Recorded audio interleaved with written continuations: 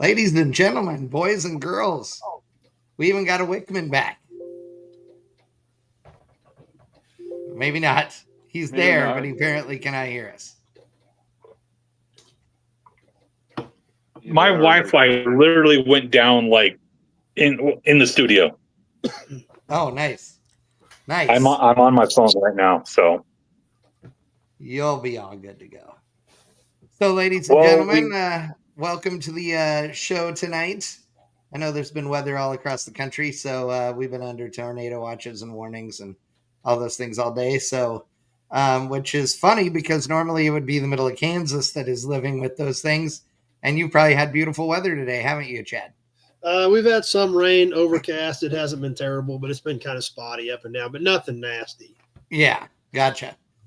Well, and for those of you just tuning in that are not aware or not, well, we're living under a rock, quite frankly, and don't know who Chad Ehrlich is. We've been friends for a long time now, years and years. And he owns Nobody Else's Auto, which is arguably one of the largest classic car wrecking yards in the country. It's huge. I know it is the most well organized, for sure. I wouldn't agree with that because I know where everything's out of place and it drives me nuts. Yeah, but if you go to many wrecking yards, they're like, yeah, all the classic trucks are over there. Well, and then there's some over here, and then there's some with the Camaros, and then there's some with the things, and yours is not like that. Yours is pretty well organized as far as sections and what you can find there.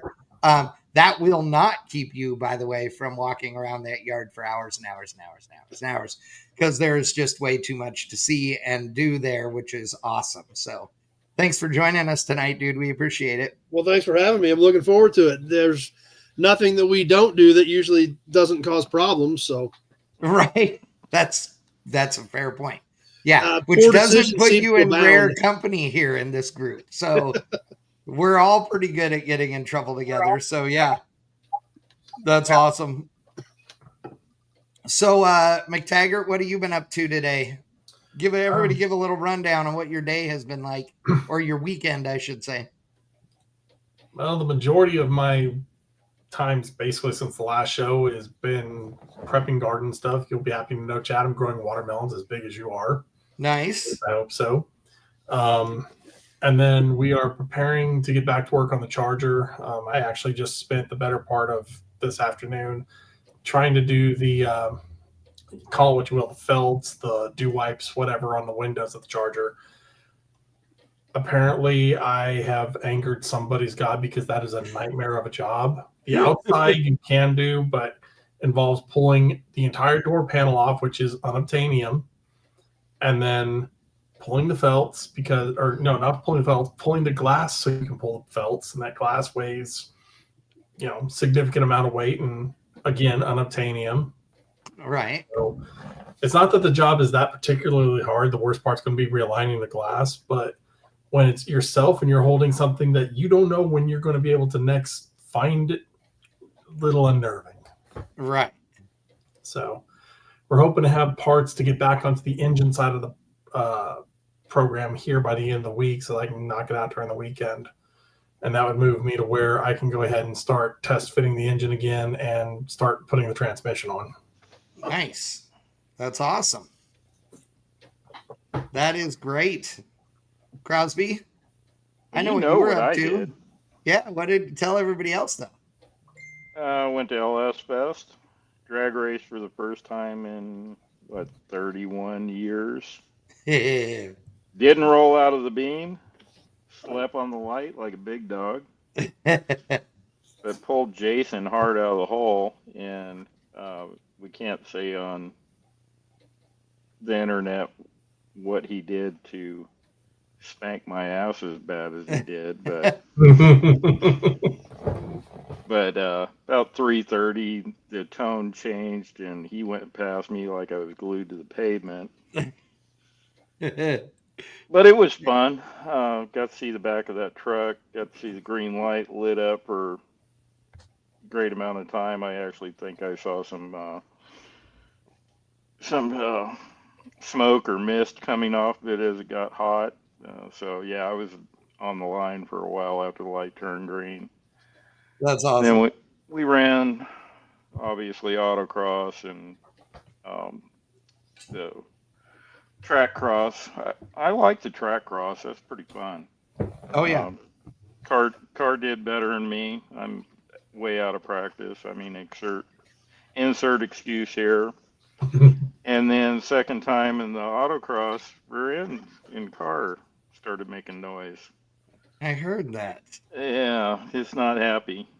Yeah. So I don't know if it chipped a tooth or what the deal is, but it's going to come apart here pretty quick.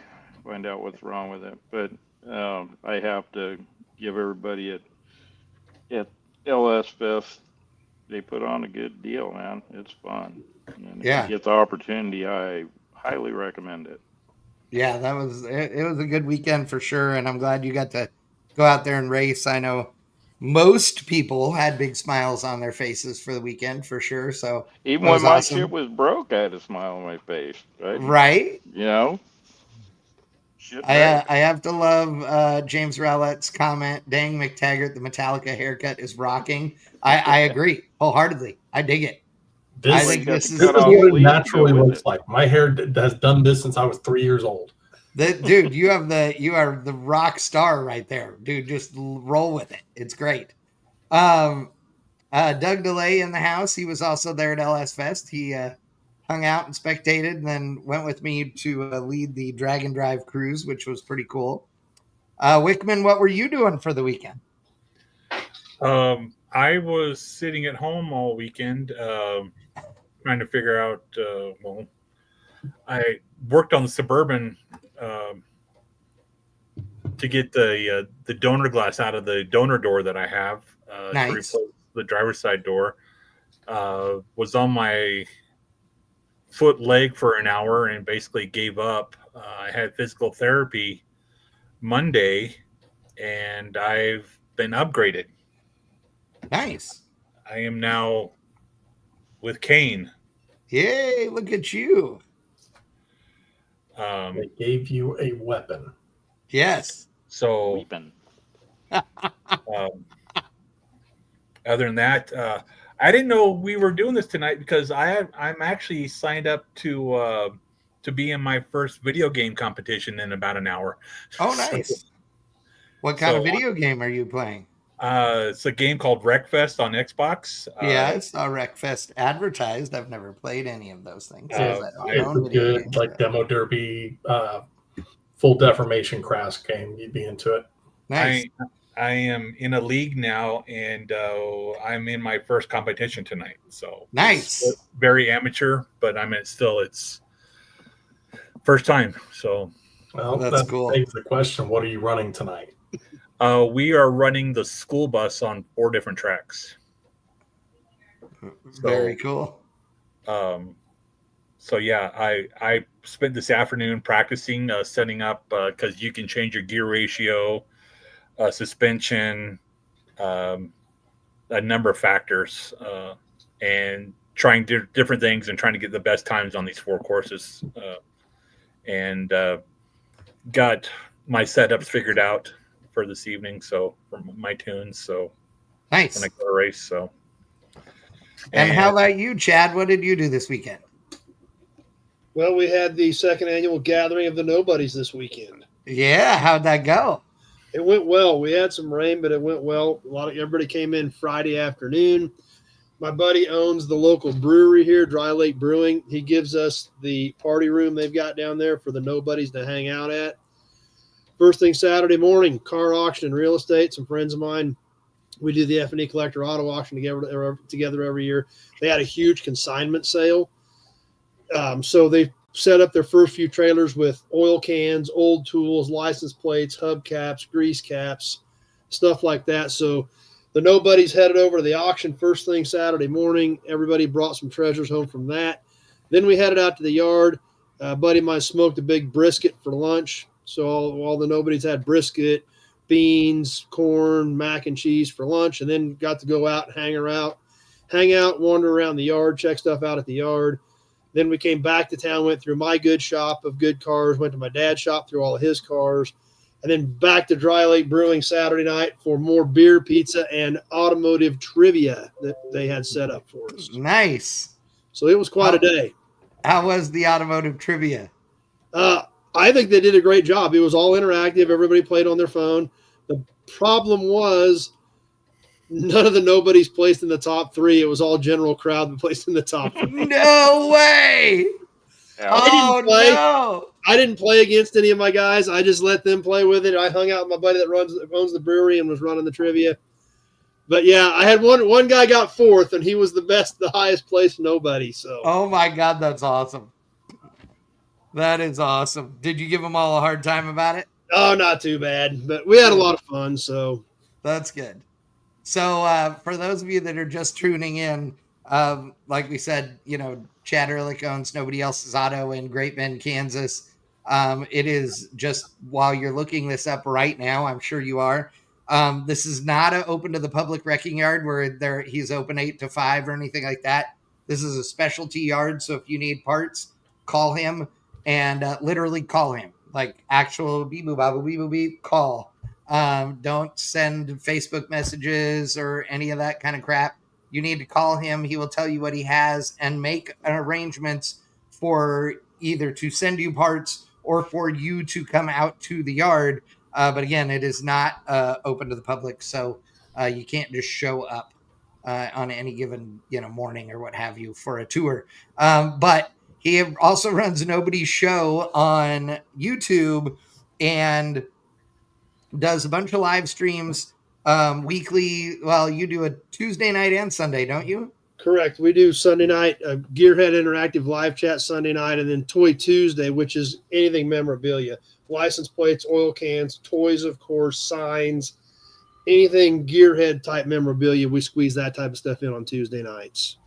Yeah, and it's a fun deal. He does a lot of neat stuff. The building he's in right now would blow you guys away. The stuff that he finds at either estate sales or auctions or what have you, and the collections of stuff that he's had are absolutely insane. I do want to talk about the Cadillac stuff here in a few minutes. But I mean, just unreal cars and collectibles and stuff that Chad gets, and he has great customers all over the world. So again, if you need something, just let us know. To everybody that tuned in tonight, we appreciate you guys. See Clyde in the house, Clyde Scott.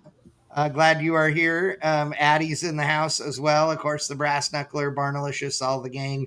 So really appreciate you guys being here. We've been on this kick the last few weeks talking about projects, about project cars and like choosing the right projects and all that. Me and Crosby were talking about it the other day a little bit too.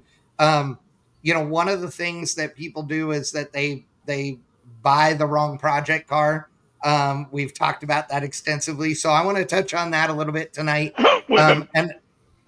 And a few other things, but before that, I have a new thing I want to start with some questions for guests. Okay. So I've got a couple of random questions here that are mostly automotive related, but not all. So Chad, I'm going to ask you these trivia questions to get us sort of kicked off, and then we'll roll into the wonderful world of the wrecking yard. So if you had to choose one of the big three automakers, which one would it be? That's a tough question.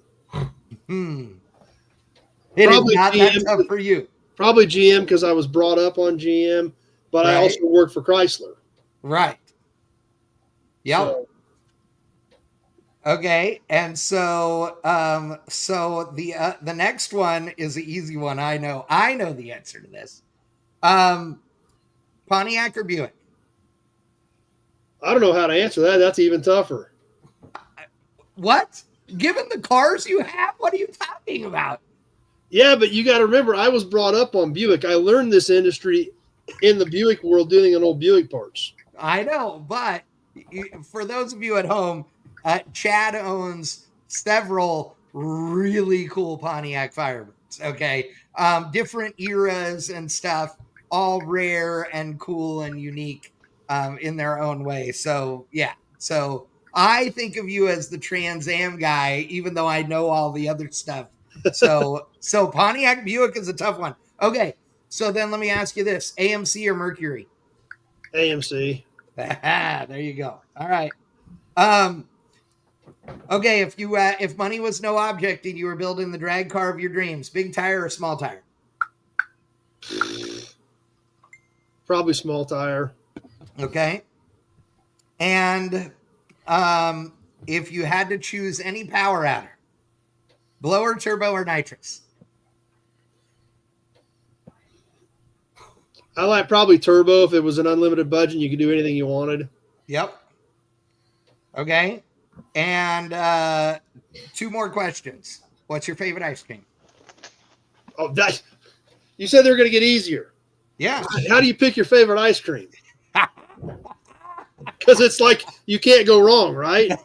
I don't know. I just saw that thing the other day about the dude who made Bradford pear ice cream. You can't go wrong. Well, okay. There is some stuff out there you probably could go wrong with. Addie is answering for me on some of these. So, I know. I see the don't boost his ego, Chad, etc. I love it. Okay. All right. So ice cream you can't answer. Okay. Last thing. The tornadoes, the big twins from the Twister movie, are coming through Great Bend, Kansas. You can save one car. Which car is it? Can you go back to the ice cream? I would have to. I'd have to make a list of what's even in the shop. Right? Okay, so I'm not alone. I love that I'm not alone on that kind of thing. Okay. We will, and just for FYI, folks, we are going to have everybody on the show answer those questions as well in an upcoming episode so that you can see where we stack up against the guests as well. And if you have questions that you think we should ask every guest, let me know. Send them to me, chad@bangshift.com, or message me on Facebook. Okay. So, like I said, we've been talking about project stuff recently, about choosing the right project. We've gone all, over all the stuff of, spending as much money as you have in your budget to get a car that is rust free or needs the least amount of body work, since that's the most expensive thing you can do. But one of the other things we talked about is choosing the right project with regards to what you can actually get parts for. And that goes, to the obvious of, yeah, exactly. That's the McTaggart rule of being able to buy parts for this thing, at the auto parts store or any of that stuff, or parts being able to cross over from other, models, whether it's other Chevrolets or other Mopars or whatever. But it also comes down to whether restoration parts are available, or whether you're going to have to buy those parts at a wrecking yard. And if you do have to get them at a wrecking yard, are there a lot of them available? In your world, because of what you're doing all the time, I mean, how often are you the only resource for somebody looking for parts for a car that they're restoring? Well, it just depends on the rarity of the car, because if it's something they made tons of, then a lot of places could possibly have it. I've got a handful of cars that there's probably not very many of them in any wrecking yards anywhere. That's a pretty broad question. I went to an auction 2 weeks ago, and I bought two 56 Lincoln two-door hardtops. And I already had one 56 Lincoln four-door and a 57 Lincoln two-door hardtop and a 57 Continental. Now, there's not a lot of 56 and 57 Lincolns around, but I have several of them, but there's also not a ton of demand for them either. Now, so in that kind of scenario where you've got something that's very rare, but there's not very much demand for them because they're so rare, right? There isn't it, if there aren't enough of them to have a few in the wrecking yard, then there's probably not enough of them for people to have them out in public either. So, in those scenarios, how do you know you should get those to put them in the yard? I mean, are you basing it off of the fact that you have gotten calls for parts for those? Mainly look at acquisition costs. If you can buy it to where you can afford to sit on it, and to the where if you sell a handful of stuff, you can at least break even and get your money back, right? Within a year or so. That's the big thing. The other thing about it is with YouTube, you open that world up dramatically with Google controlling YouTube. Right. I bought a car a couple years ago. It came with, I think I bought 11 cars on this deal. And there was some good stuff in there. 68 El Camino, 71 Mustangs, 39 Ford. There was some pretty good stuff in there.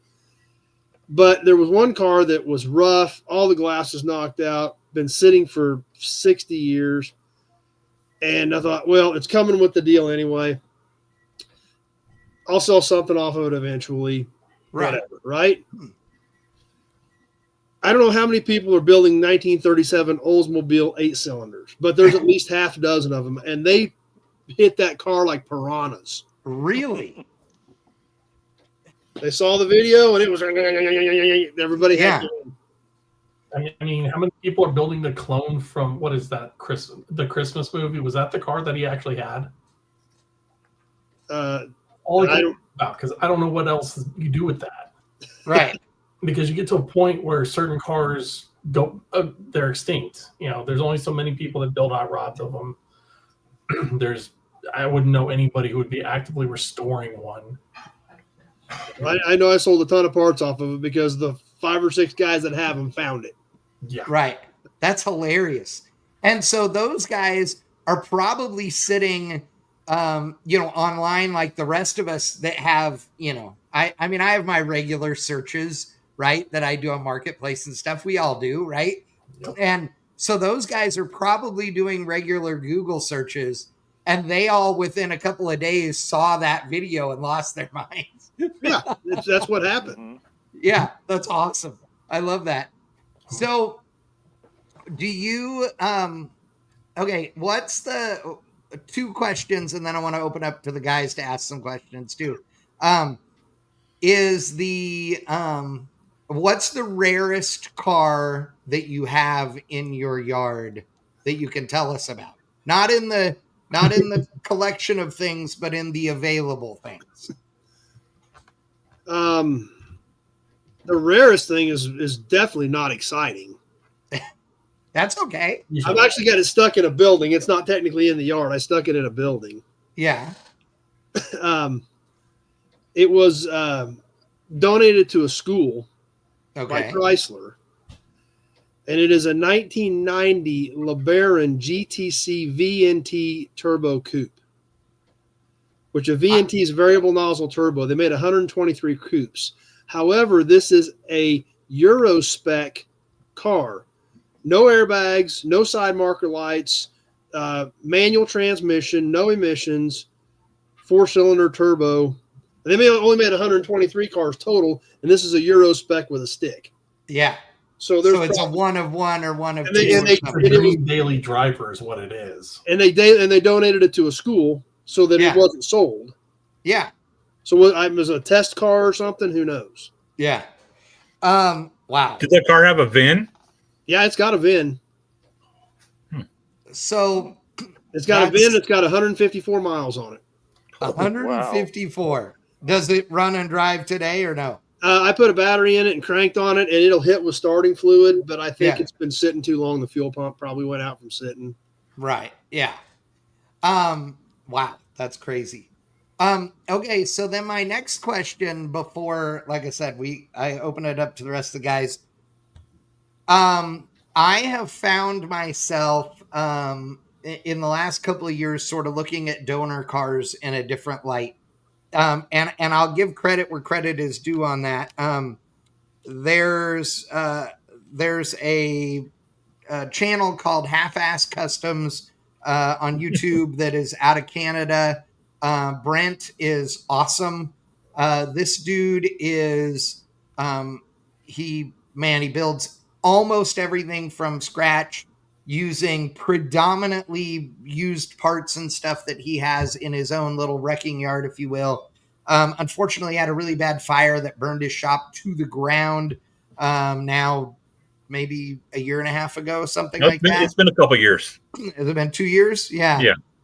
It'll be 2 years at Lone Star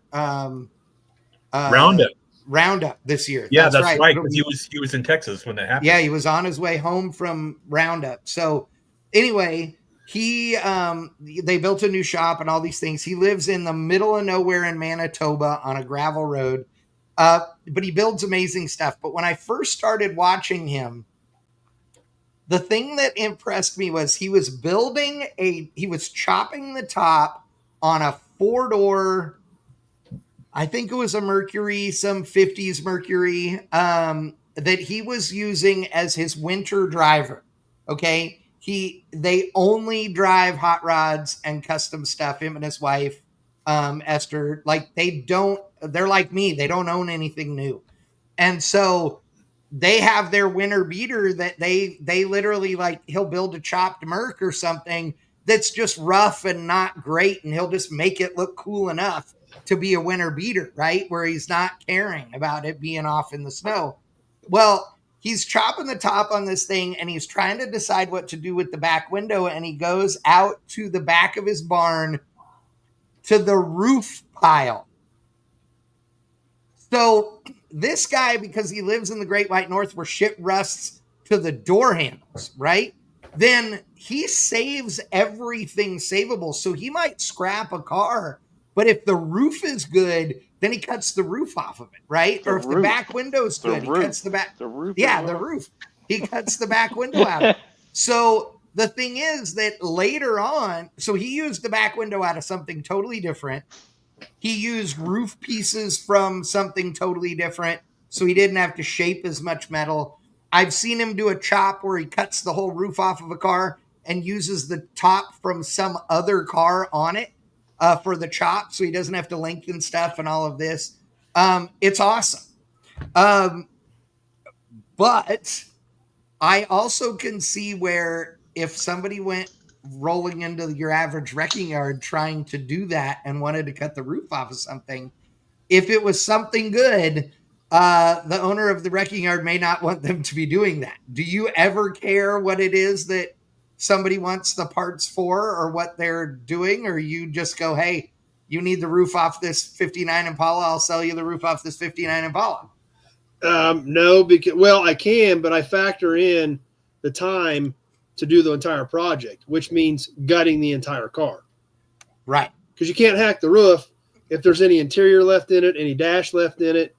So I factor all that labor in when I get into a project like that, which a lot of people don't like. But I'm not going to ruin another $1,000 worth of parts that could sell over the next couple of years. Right. Because somebody doesn't want to spend money on something like that. I can do it, and I have done it, but I factor all that in when I do it.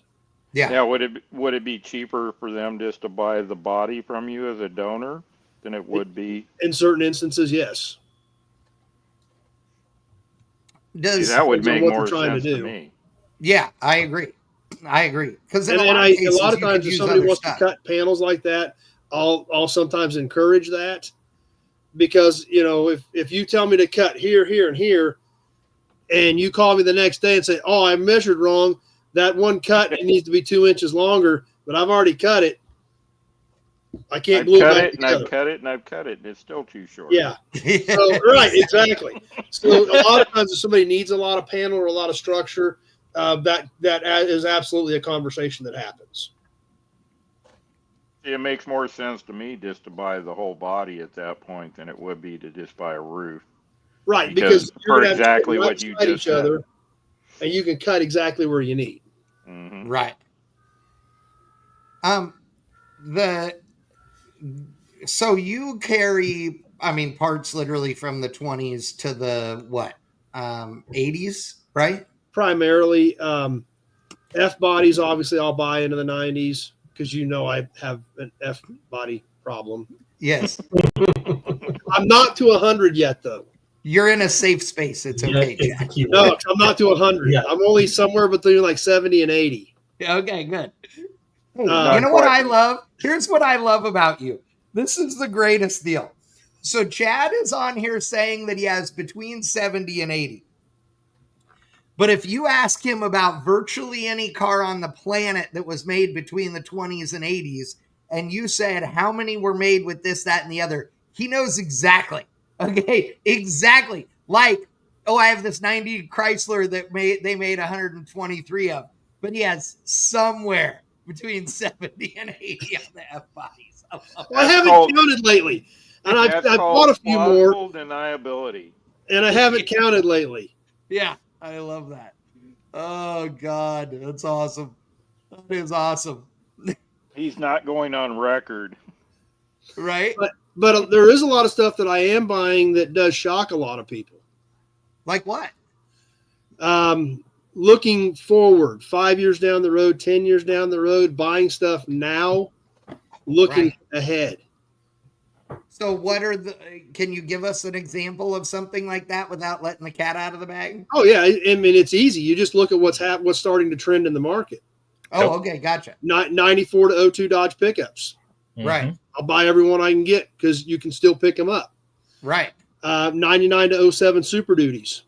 Right. Which are not in your classic car wheelhouse, but you can make money on them. So that's okay. No, I'm looking 5 years down the road, 10 years down the road. Gotcha. Yep. Because look at what those trucks are starting to do at Mecum. Right. Yeah. And, like my 02 Cummins, I think I could get out. I ordered that truck new when I quit Chrysler, and I could probably get what I paid for it back out of it today. Easily. Wow. Because it's a Cummins with a 5-speed, and it just hit 90,000 miles. Oh, yeah. Right. Man, it's wore out. Oh. Yeah. It hasn't seen daylight. Well, I moved it out of the shop a couple times, moving things back and forth, but it hasn't been on the road in 6 years. What are some of the others that surprise you? Is there anything in a given week that somebody calls and asks for a part and it makes you laugh? Like you're like, oh, holy crap, I didn't think I'd ever sell another one of those or whatever. No, not necessarily on the old stuff, but see, the facility that I own, up until 2011 was a late model production yard. Right. Open every day on the wire. When I bought it, the facility in 2011, there wasn't anything older than early 90s in there. You know, it was all late model salvage. Every day, cranking stuff out the door. Right. Now, I've still got that phone number that, you know, the facility's had for 60 years. Right. Or longer, probably. And so I still get calls out of that, like just out of old phone books and stuff like that, or somebody looks it up for a salvage yard. And I literally get calls for exhaust, power steering hoses, radiator hoses. Really? Yes. Not That's all hilarious. the time, but I do Right. get them. That's funny. So in that kind of scenario, I mean, you're a car aficionado. So does it feel bad that you know that at some point you're going to be selling more modern stuff than old stuff, or not? Well, it's not the stuff that I'm buying like in the 90s and 2000s as far as the pickup stuff. I'm just holding it. I literally don't even want to sell that stuff right now. Right. Because Okay. you look at those markets and what's going crazy on that stuff. Obviously, the diesels are already nuts. Yeah. Those trucks up north, and I've already got people coming down here getting body panels for them. You know, those 7.3 Power Strokes and those Cummins will run forever. But up north, the bodies are literally falling off of them. Right. And all that sheet metal that I've got, like those 94 to 02 Dodges, I've probably got 6 or 8 short beds for them that are pretty Right. clean boxes. I don't want to sell that today. Right. Because they're not eating anything and they're just getting worth more, and I've got the space to keep them. Right. You know, that reminds me of the one thing you have. I don't know how many you still have, but at one point, Chad, you had a dozen or more, maybe more than that, of those S10 beds that were brand new? No, I've only got 5 or 6 of those new takeoff square S10 beds. Yeah. They were brand new. They are brand new. They've been sitting. Still brand new. Yeah. Yeah. They are brand new takeoff beds. They were taken off to put, you know, whatever the hell utility body on them or whatever. Probably like the phone company trucks or something. Yeah, Probably. exactly. And so they are brand new square S10 beds that he bought a whole bunch of them. It's awesome. Yeah. There's a yard in Pueblo on the east side of town that I want to guesstimate they had over 300 truck beds of just, they were all takeoffs. Every one of them is brand new. And I want to say probably 85% of them are white. Oh, so, yeah. And they're like not Chevy Ford. I mean, full size. Unlikely knowing that region. Those are probably just the farmers and the ranchers who are getting flatbeds put on, just turning the truck bed in for credit or something. Yeah. Yeah. Well, and if you get the you know, the flatbed at the dealership or whatever, then they, you know, do that and then sell the body. And 99.9% of fleet sales trucks are white. So you know, that's why they're all white. I will tell you that we used to laugh. Growing up, we had friends that owned wrecking yards, and I was always blown away by, you know, how many parts they had or whatever. But now, as I got to be an adult and pay attention, these guys that have all the beds for sale, many of them store them so horribly. It's like, dude, you know, if you just had a welder and a little time, you should make a rack to hold this thing right side up, because upside down, these beds will rust out if they sit long enough, right? Because it catches water. And more importantly, they set them on pallet rack and scratch up the bed rail. Like, the guy that's coming to buy a brand new bed will pay extra if that thing is already white and perfect and you can bolt it on his truck and not have to paint it, you know? So yeah, there's so much that, but I don't even know how you go about, like, storing stuff at wrecking yards is just unreal, you know? I mean, that has got to be just hugely frustrating. I mean, I was telling Crosby the other day about how you have all of these trucks that are, you know, the older, you know, 40s and 50s trucks that most of them are cut off right behind the cab because the scrappers take the frame rails and the rear ends, because they were all grain trucks or whatever, right? Isn't that the Correct. predominant, place where all those came from? Yep. There were grain trucks that, and the thing about it is the 6-cylinders in those trucks, especially the old Chevys, when I pick one of those up with my loader, the full truck, I have to cheat towards the rear axle because the rear axle weighs more than that 6-cylinder in that transmission. Yeah. So if I pick him up in the middle, the rear end goes plonk. Right. Because the rear axle is so heavy. Yeah. That's crazy. So I basically have to put a fork against the rear tires, and then the other fork is, kind of up towards the back of the cab. That's the only way to balance them. Wow. And you have lots of trucks, though, that are that way, right? Where they've just cut them off at the cab. So anybody wanting to build a hot rod or do whatever, right? Right. And I mean, for example's sake, let's say I wanted a 50 Chevy pickup chassis or not chassis, body. And I wanted the cab and front fenders and hood that are, pretty straight, not anything, they don't need to be perfect, but pretty straight to build a patinaed hot rod from. What kind of money am I looking at to buy that cab and bed and, hood and everything, or cab and fenders and hood? I mean, you can spend $6 or $8 pretty easy. Yeah. But you're going to get a solid all together deal instead of piecing together parts. Right. And the other thing is, and what's pushing that, and what I think is going to continue to push that, is the aftermarket metal. It just continues to go up and up and up, and quality continues to go down and down and down. Right. Yeah, I haven't dealt with any of the aftermarket parts for like those trucks. But I know a lot of people say that they're, even if they look all right, they're so much thinner because they're the new steel, that stuff doesn't end up lining up right because thicknesses of everything are wrong. Well, and I talk to a lot of shops, and shops will call me, and it's like, if you've got a fender that's got a rust hole behind the wheel, but the bottom lip is there, the back structure is there, they will beg for it. Really? Well, they say we can put a patch in that fender and finish it out in 2 hours. Yeah. And then it fits. Right. We order an aftermarket. We don't know what's going to take 2 hours or 10 hours. Good point. I've had guys tell me, like, and I don't know if this is still true, but a couple years ago, a guy told me the 65 to 67 GTO hood is 15 to 20 hours to fit. Wow. Because they weren't square. Yeah. I had a couple guys tell me, you literally put your front end together, fenders, header panel, you take the reproduction hood, cut the structure out of it, twist the skin until it fits your front clip, lay the structure back in it, trim the structure until it fits the panel after you've got it twisted into your front clip, and then weld it back together. Wow. Yep. So that's the type. I watched a video this past week of 67 and 72 GM truck.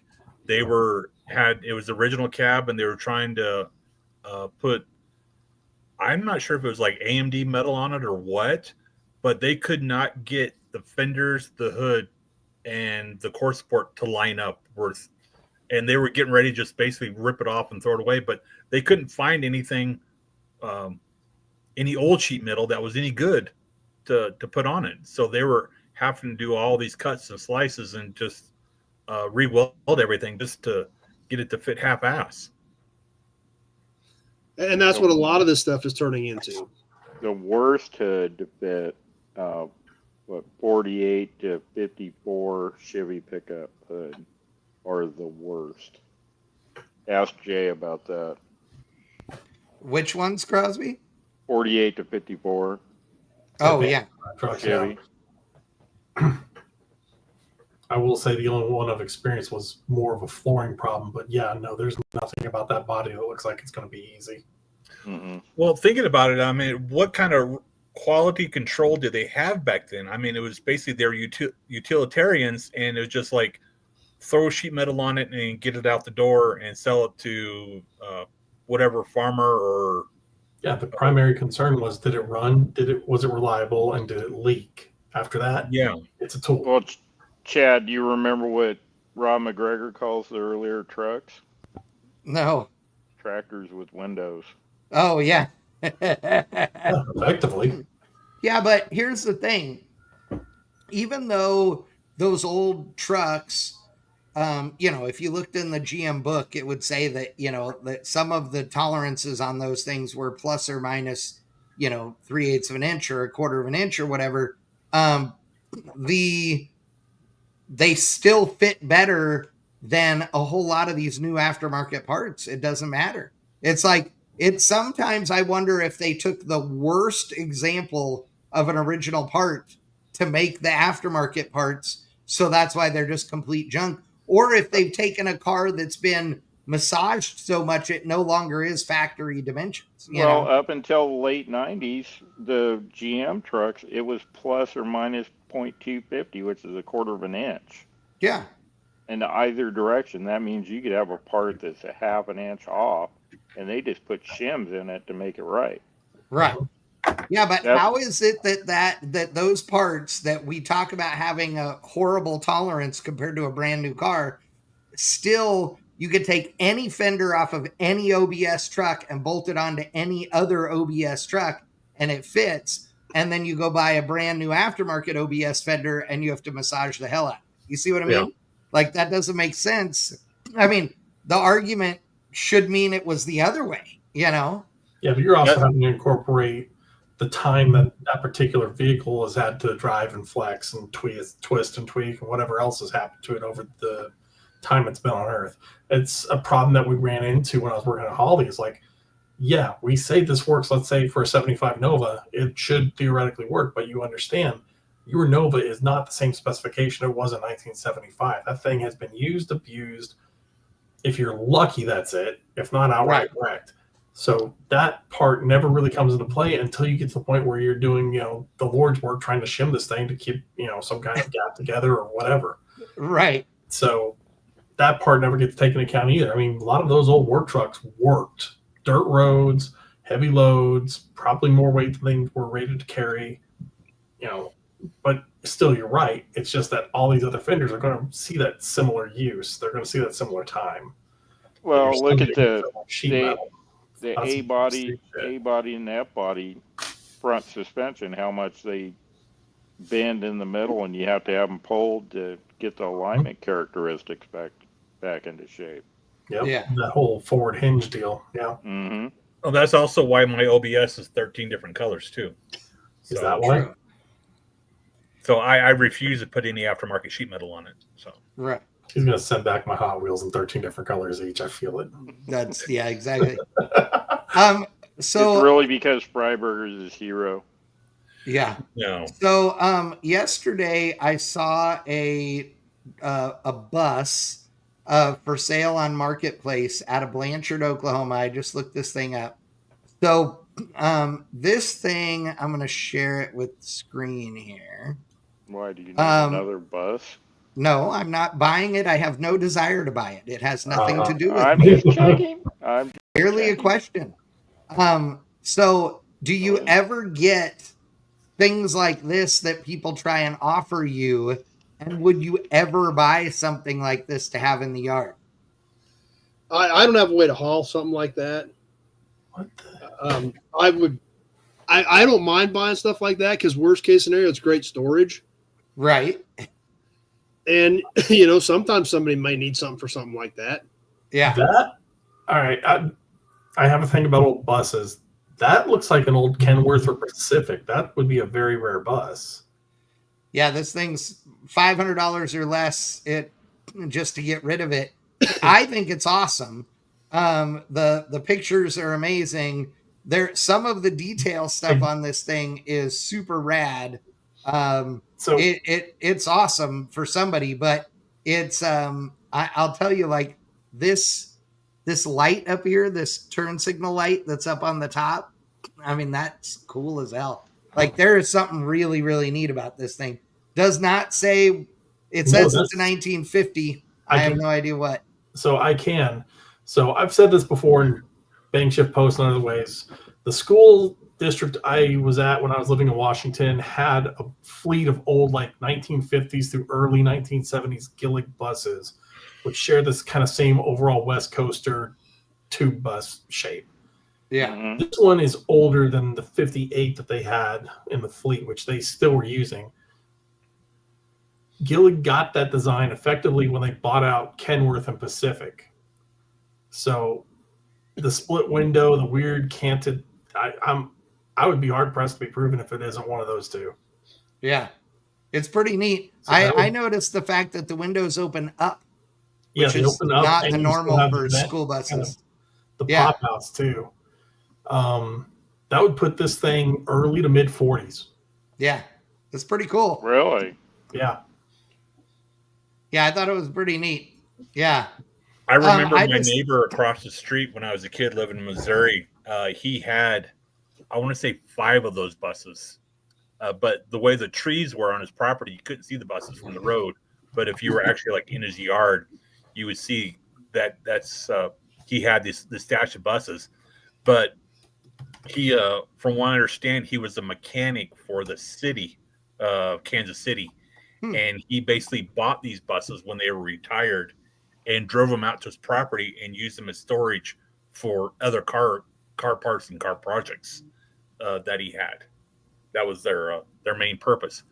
But from what I understand, he passed away, and the family basically just had no idea what any of that stuff was, and like everything got scrapped that was on the property. That's what usually happens. Yep. Yeah. Exactly. So what else? What do you sell most of, Chad? Is it memorabilia or is it car parts or both? Parts. I have a problem with memorabilia. It comes in. You want to keep it all? And that's kind of where it stops. Yeah, you have a lot of cool stuff. So tell everybody about the Cadillac stuff that you just got. The literature? Yes. Well, that's not just Cadillac. That's everything, dude. I found an original 1963 AC or Shelby Cobra 3-page fold-out brochure in that sales letter. Oh, wow. So tell everybody the story. So this guy, he's a great dude. He actually was a former Ford engineer. He called me a couple years ago, and I bought a 53 ranch wagon from him and an Econoline van and a cute little 65 F100 short bed. And and I knew he told me he had a big sales literature collection as well as some other things.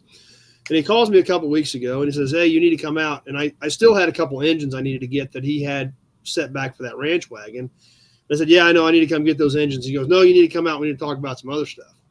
So I go out and he says that they are selling their house and moving to, downsizing to some of those senior apartments where, they mow your yard and they shovel your walk so you don't have to do that stuff.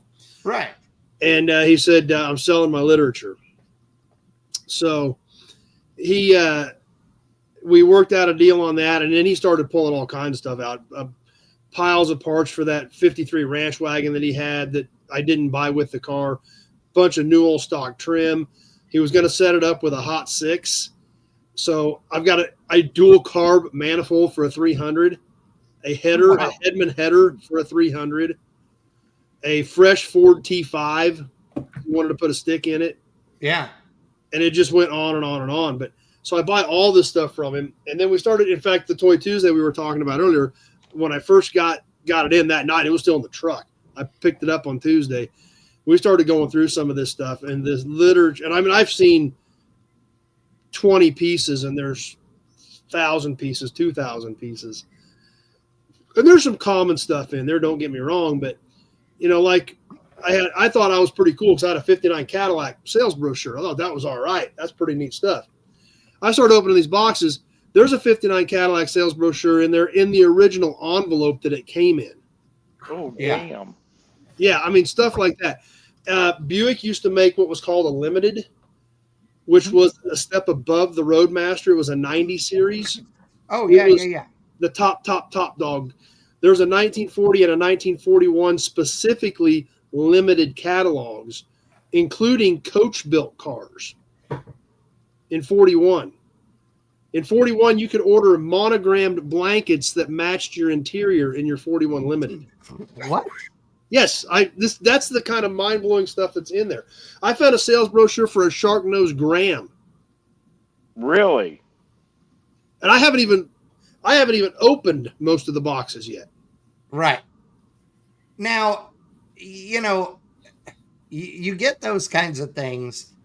I mean, will you sell some of that stuff? Is there a market for that? Is that a auction only kind of thing? Or is that a, you know? Well, there's a market for it, but I'm not going to sell it. Wow, that shocked no one, right? Yeah. Uh-huh. Yeah. Surprise, surprise. But I got a plan. Yeah. I got a plan. Right of course there. you do. Yep. And it's a good plan. Just ask Chad. Yeah. Just like every plan that Chad has, right? Uh-huh. Yeah. Yeah. We're cut from the same cloth. Yeah. Well, if you guys haven't been on my channel, a lot of what I do is when I pick up a car, I do a walk around on it. I mean, it started off just to sell parts off of it, but now it's kind of evolving. And Chad saw the video on the Kingswood wagon, that 454 Kingswood wagon. And I've got the 1970 Chevrolet dealer album where you would sit down with a salesman and they would flip the book open. You could pick your options, pick your colors. Well, I took that book out when I did the video on that Kingswood, and we literally decoded the trim tag in the original salesman's album. Yeah. Oh, damn. So that's what I'm going to do with the sales literature is I can take this stuff out when I'm doing a video on a car, and we can look at options on the car. We can see how it was equipped, and we can compare it to the original literature. So that's what I'm going to do with it. Oh, and speaking of dealer albums, the big dealer albums, in this literature collection, I also got 2 dealer albums. One for the 1939, one for the 1940 Fords. And it's Ford, and it's also got Lincoln Zephyr in them. Wow. You know, Zephyr freaks would eat that up. Oh, this stuff is so cool. You know, it's got, you know, the option. And the thing about that stuff in that era, it's not pictures. These are drawings and paintings. Yes. It's art. That's true. Those limited brochures are mind-blowing, the artwork that's in them. Yeah. Yeah. That is awesome. I love that stuff. So I'm excited about that, needless to say. And I can use a lot of it with the inventory as it comes in. I'm curious about something, Chad. Okay. I know you're about preserving a lot of the stuff and vehicles that you have when you go to sell them. What if the person's intention is to basically destroy them? I try to whether avoid it be circle track racing or demolition derby, or do you know what their intentions are, or are you just basically trying to get as much information out as a potential buyer? Demo guys are the biggest liars on the face of the planet. I can't tell you how many guys I've had call me and say, I'm looking for anything 71 to 76 GM to restore. Because they're all the same, right? Yeah. So what are you looking for? It doesn't matter as long as it's 71 to 76 GM because I'm going to fix it up. No, you're not. Yeah. So that's the Chryslers you got the other day. That's right where I was going. And that was the deal. That's why I got them bought, is because the guy told me, said, don't let anybody have them that's going to wreck them. And I said, I'm against that.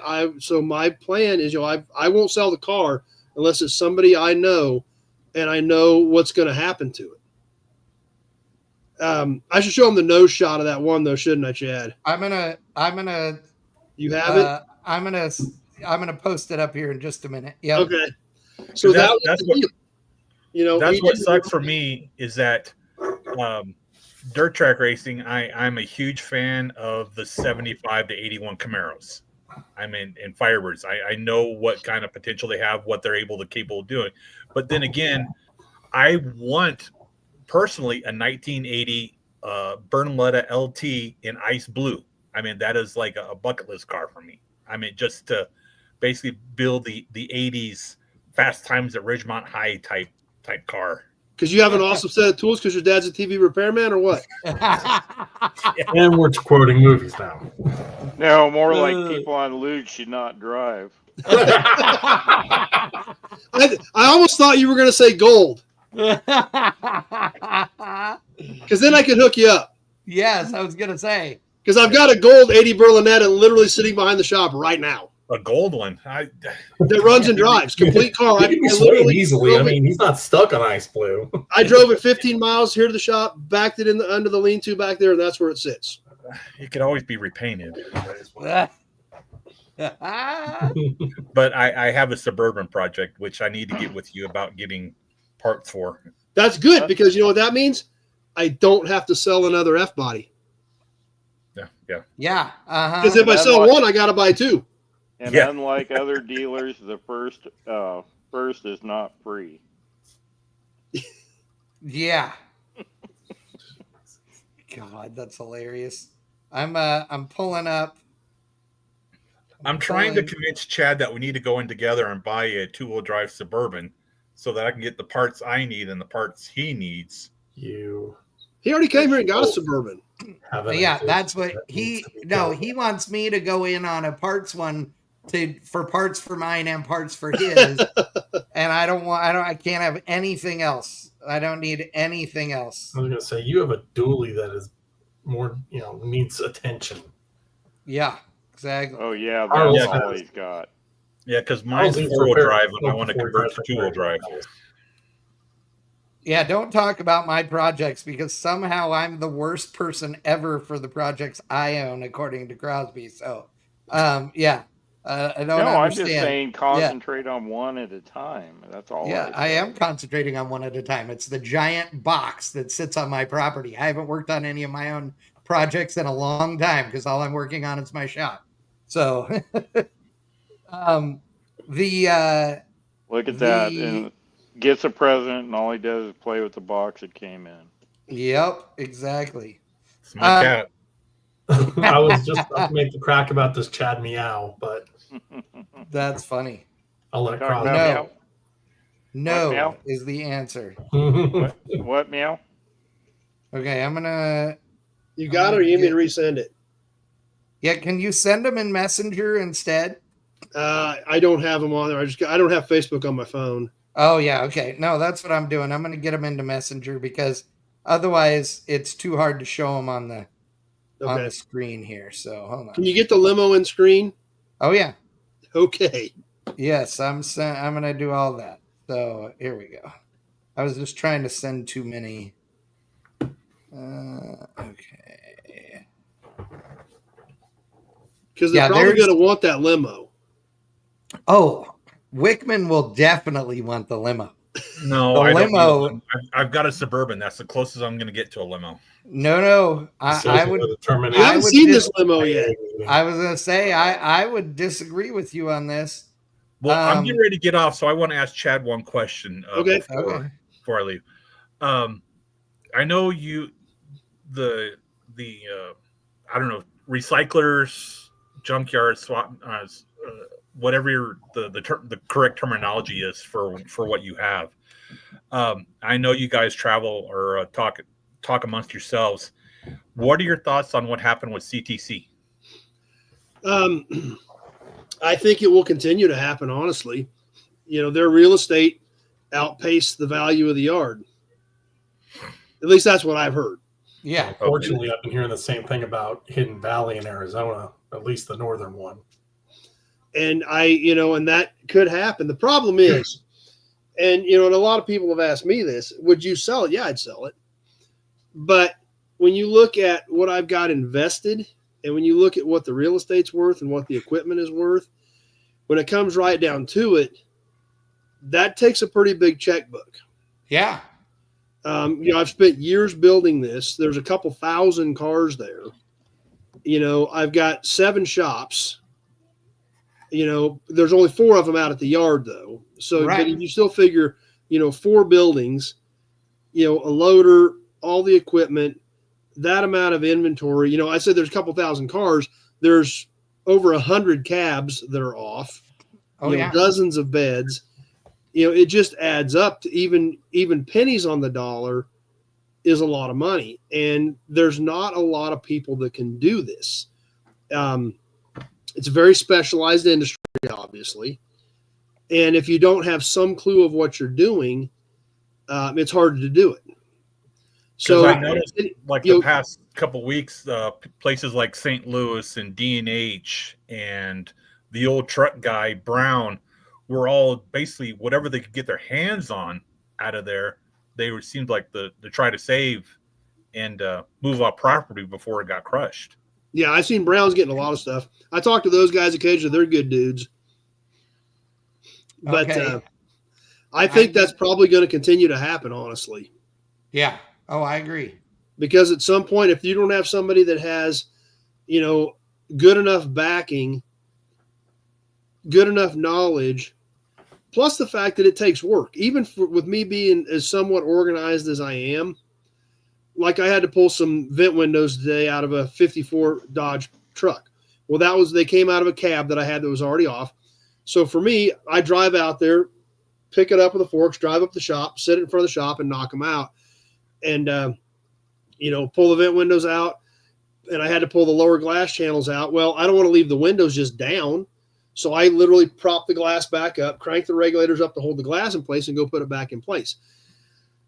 I've done it before. It's not a big deal. But if you don't have good knowledge of how those vehicles are put together and how to do it and what to do, I did that in 30, 40 minutes. That could take somebody else 2 or 3 hours. And that doesn't make money if you don't understand that.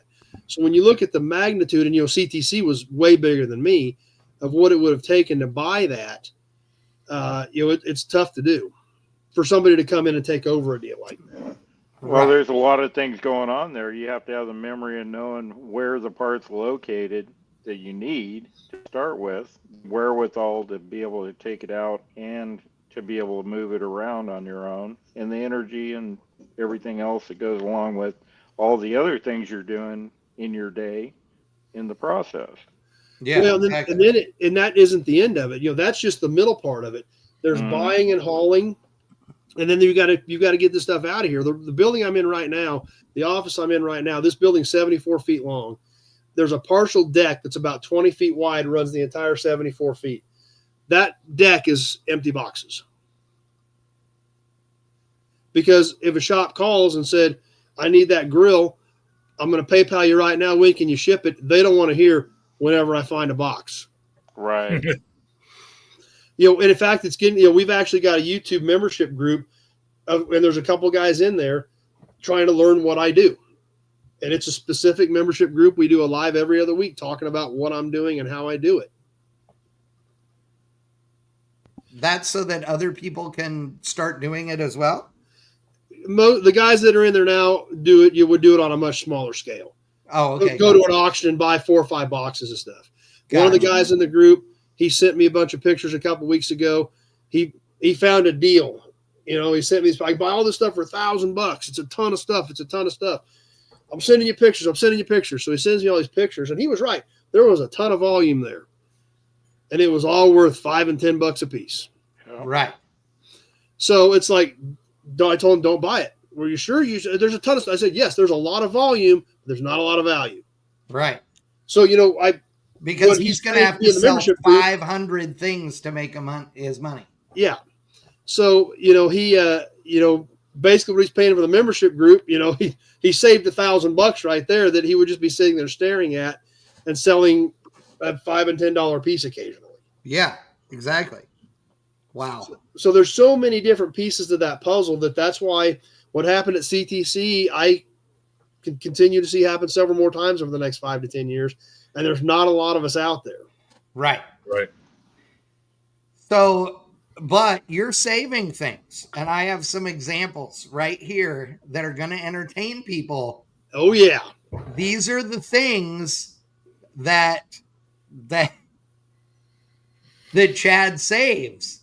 And we're going to start off with one that Wickman is going to want. Actually, the person who's going to want this is McTaggart. Boom! No Why way. do you test the way. ability for me to restrain my... Dude. Oh, no way. No. Oh, yeah. No. Oh, no. That will be parked in your yard on fire as I drag something away. Oh, it's so good. It's so good. The fact that you could say that with a straight face and no vomit in your mouth blows my mind. I love it. Only reason I have any affinity to that car is my grandfather had an E-Class that year, that specific year. That's 84 only. Isn't that the car from Valley Girl? I don't care what it is. I would be more than happy to see that thing as a pancake. Oh, I don't have a redeeming quality to it. I have the T2. It might have the 2.6 turbo. I don't care either way. I love it. At the worst. I wouldn't lose any sleep over that thing being crushed. Neither would I. But Wigman said he wanted an 80s Camaro. Yeah. Guess what was in the trunk of that in the box? I literally unsealed the box. There was a boomerang TV antenna that you saw on every limo in the 80s in the trunk. Oh, man. Yep. I unsealed the box in the video. When the video comes out, I've literally had to pry the box open because it was still sealed in the box. But, okay, to be serious now, and we were talking about demo derby cars, the next two are something special. The next one is unreal. Watch this. Oh, dude. There we go. Oh. This thing, look at the nose. It looks like the back of a car, but it's the front. Oh my God, I love this car. My grandfather had a doo-doo brown one, and I loved that car as a kid. Dude, that is actually like a bucket list car for me. Look at the sunroof. Oh no, wait, there's more. Oh. What'd you say, Crosby? That's one of those cars back in the 80s. You just drop a bowling ball and it just roll towards the car. Yes. Exactly. Look at this thing. My trailer's 20 foot long. I've got a 20-foot deck on my trailer. Mm-hmm. Yeah. Hard top sedan. And there's the window sticker for it. And it's got the same interior as the limo. A vacuum cleaner. I mean, this thing is bad to the bone. McDaggart is drooling. I know. Look Not at quite the drooling, headline. but I'm definitely impressed. Wait, I would kick a puppy for that car. Yeah. I don't know. The Newport's good. So there's the window sticker for the Imperial, the punch card for the Imperial. It's all still here. See, that's why I hate these are what I would call grandma vehicles. These were the ones that were loved forever by somebody, and then when they passed on or they got too old, nobody else wanted to mess with it, so they let it go. Right. I remember there was show the window sticker and the punch card again, Chad. Hold on. Okay. Man. Oh damn. Always bringing that up. Barn, there was a Hearst version of the Chrysler 300. That is so awesome. What was the sticker price on that? What does it say? $8,812.85. Fully loaded. That's every option like that. Wow. It's probably got like 3 cigarette lighters in each door. Right? That's what, 1970 or 71? 3. Really? Yep. Yeah. That was my grandfather's. Well, I remember going to that thing and going to a family reunion in that car, and we were like, did you have the family reunion in it? Yeah. You can set up the buffet and everything in there. Where's Aunt Janet? In the trunk where she belongs? Oh God, that's so good. But yeah, I remember that car just floating down the road, AC cranked. I believe it probably had a 440 in it, and it was just like. Yeah, what engine's in this thing? 400. It's a 440. It is a 440. Maybe a 400. Okay. It's a 440. It says 440 on the window sticker. Yep. Dude, so it has a 727 in it and power everything. The interior in this car, a detailer would like condition this leather and everything, and it would be surprisingly good. Oh yeah. Oh yeah. It's awesome. Formats, yeah, that thing. Didn't do any good moves in the 70s, but a luxury interior they could knock out of the freaking park. Yeah. The sunroof was $584.75. Wow. That was a big ticket item in 73. How much was the option? The what option? That was like they checked every box. Well, air conditioning was standard on the Imperial. This is an Imperial LeBaron.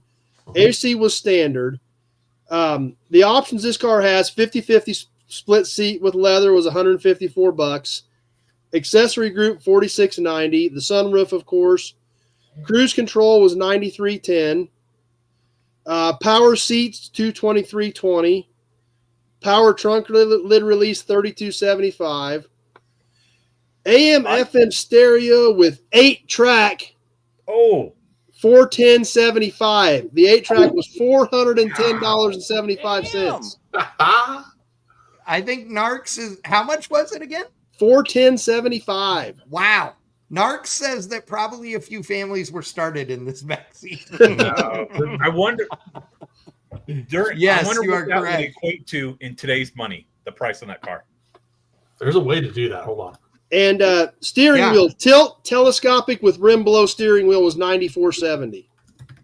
Dude, and like Liggett says, where your hood can double as a helipad. And I was going to make a comment on that. I measured that hood, dude. I measured it. Lay it It's on. not me. exact because it's kind of tapered. Right.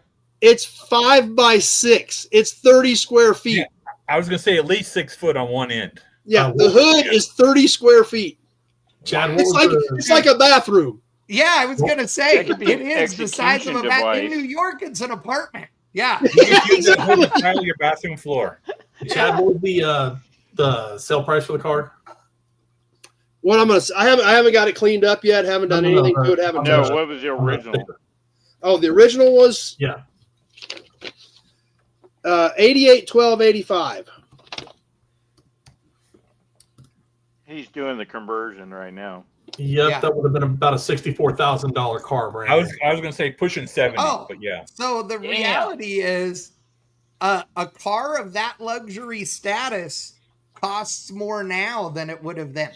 Like in comparable dollars. Because a car at this luxury level today would not be a $64,000 car. It'd be an $80,000 or $90,000. Yeah. If not busting 100. Yeah, you Yeah. can put 100 really. Right? Okay. Here's That's the real. punch Head card out. for it. All right, Wickman, Oh. you have a good one.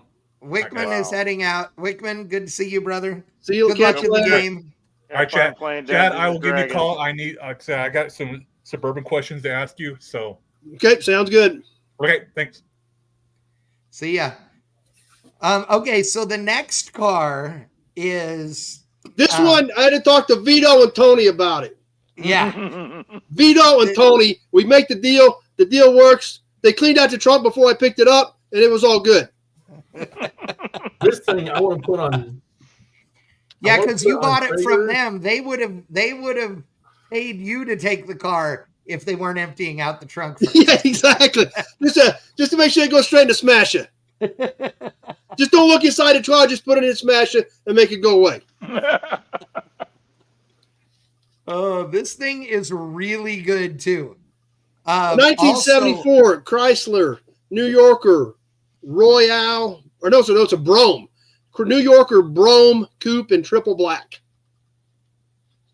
Dude, That thing I is mean, cool. again, this is a car that just needs to be cleaned up, Mhm. and it would end up being nice. Dude, I mean, look at those two together. Come on. Oh, Where the hell did you find them? They were actually only about 20 miles from me.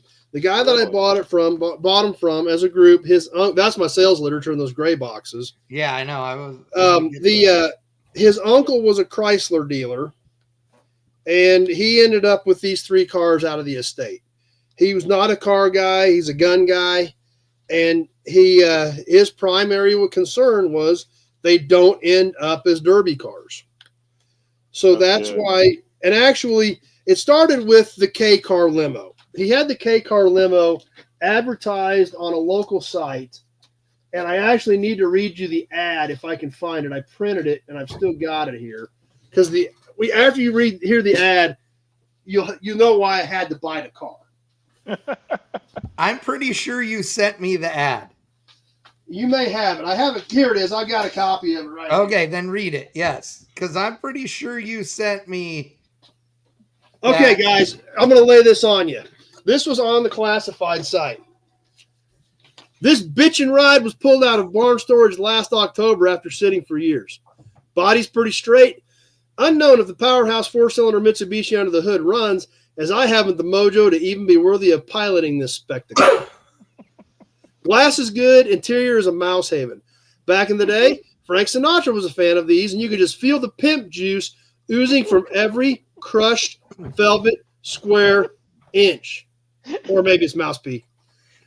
Seller not responsible for unwanted pregnancies realized in the spacious backseat playground. I think I saw that ad when the car was up. I think I did. So how did you not go buy that? Right. So you bought it, and then the white and the black car came with it.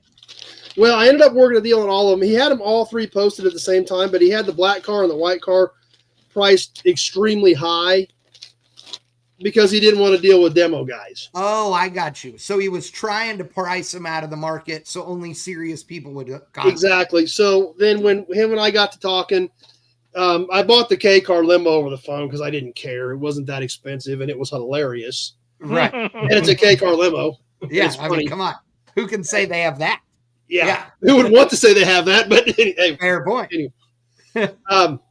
So once we got to talking, I told him what I did and stuff. Then we could talk about these cars because that's what he was trying to do. He just did not want to deal with derby guys because one, he didn't want to deal with them anyway, and he didn't want the cars destroyed, which I can completely agree with. They're great cars. Yeah, because these are complete cars that, I mean, the black car in this photo, I mean, it needs a trim piece around the headlights. But I've got it. It's laying in the car. Yeah. Nothing. I mean, these are cars that legitimately, if they were detailed and cleaned up and tune-ups done on them and fluids changed and those kinds of things, maintenance items, these are cars that could be driven and enjoyed for a long time. Like, honestly, these are great power tour cruiser cars. Mm-hmm. Like, if it was you and 38 of your friends. Yes, I would lower these a couple of inches just to give them the right stance and then drive the hell out of them, do giant burnouts everywhere I went with big block power. I mean, come on. The other thing to point out too, these were the last cars before the 70s that where Chrysler sank a ton of money into them. They are built like brick shit houses. Oh yeah. Well, that's why the demo derby. That's why the demo guys want them. Yeah, you can't hurt them. Yeah, you cannot. The white car looks like it looks like it's chopped because the hood's so long. Oh yeah, I am a huge fan of the white car. The Imperial is, to me, like, I love the back end of this thing. Okay, it's great looking, but look at the tail light shape, and then look at the turn signal light shape on the front. Mm-hmm. The front looks like the rear of a car, and a really good one. Like, I love it. I think that is awesome. I'm digging the Newport or the New Yorker. I keep wanting to call it a Newport more, but I'm digging it for the right reason. That's a true hard top. That's all 4 windows down. And I'm a sucker for anything black, but either one would work. I mean, the right wheels, the right stance. Yeah, I'd lower them a couple inches and put, something fun under them. And I mean, dude, what motor's in the black car? They're both 440 cars. Oh, they are. Okay. Which means, you're gold. Yeah, so it's a 300 horse, 440 or something like that back then, right? Yeah, probably something like that. Yeah, with 500 foot-pounds or whatever. So what's the mileage on these things? So yeah, you're still pretty good either way. Yeah, how many miles are on each of these, Chad? I think the Imperial was just over 100. Yeah. He told me the story about his uncle. His uncle was big in the Lions Club, and he was like one of the grand poobahs. So he rolled to all the Lions Club meetings all over the Midwest in the 70s in this Imperial. Oh, really? Cool. Yeah. That's cool.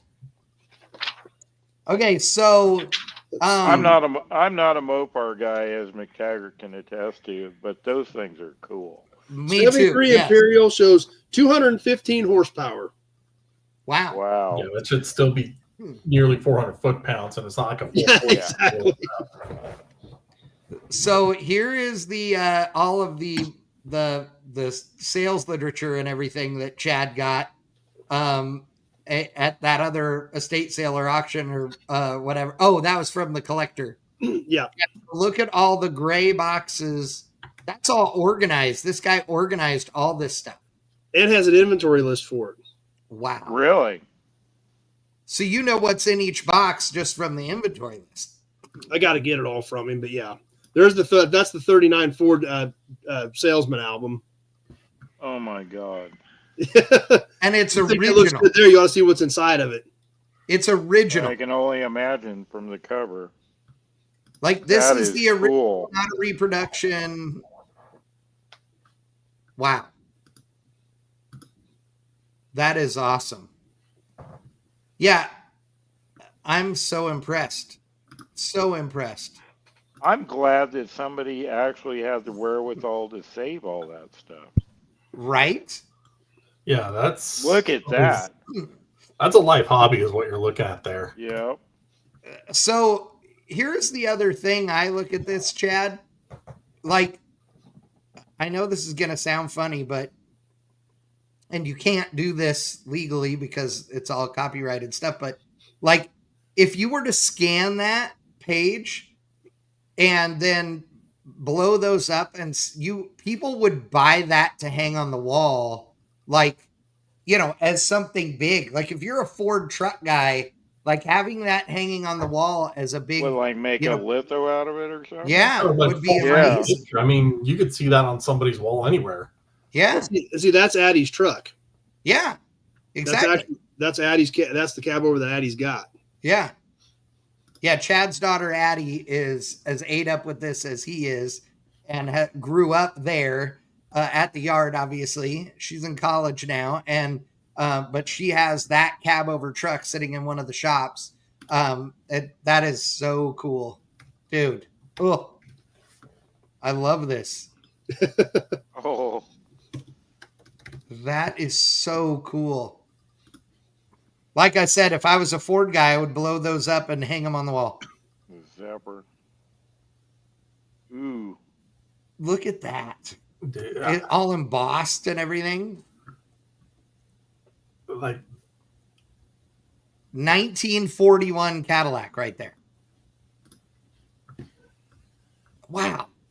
When you think about embossing stuff and printing that stuff that nice, you know, almost 90 years ago, 85 years ago, whatever. yeah, but That's insane. remember Cadillac's true position in the market back then too. That was long before the days of disco Cadillacs and Fleetwoods with the bumpers hanging off. That was when, if you owned a Cadillac, you were somebody, underscored. Oh, yeah. Look at the Graham right there. Imagine a litho of that. I know. Oh yeah.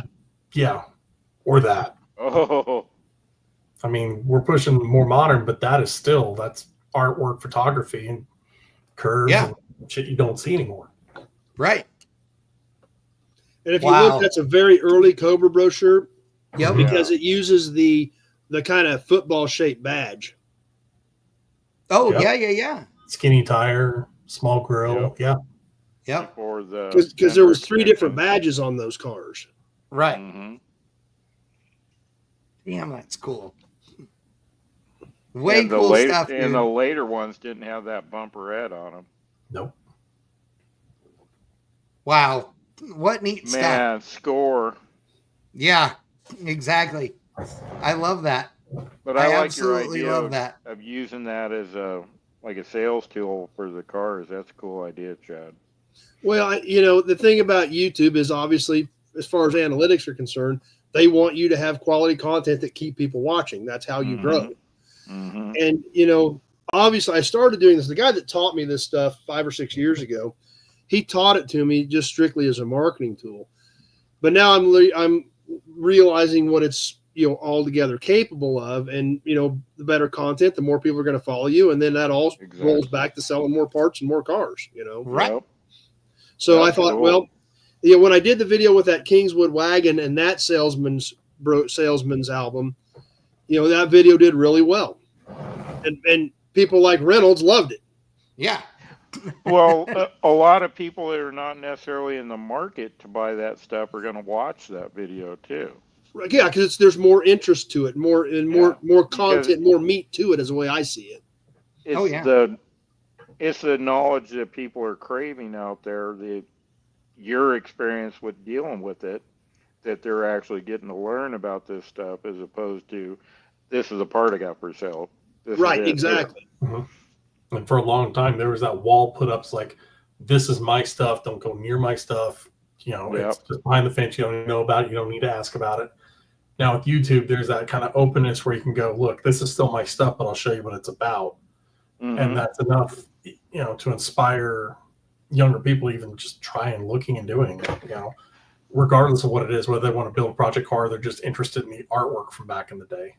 Well, and they don't have anybody showing them like we had people showing us growing up.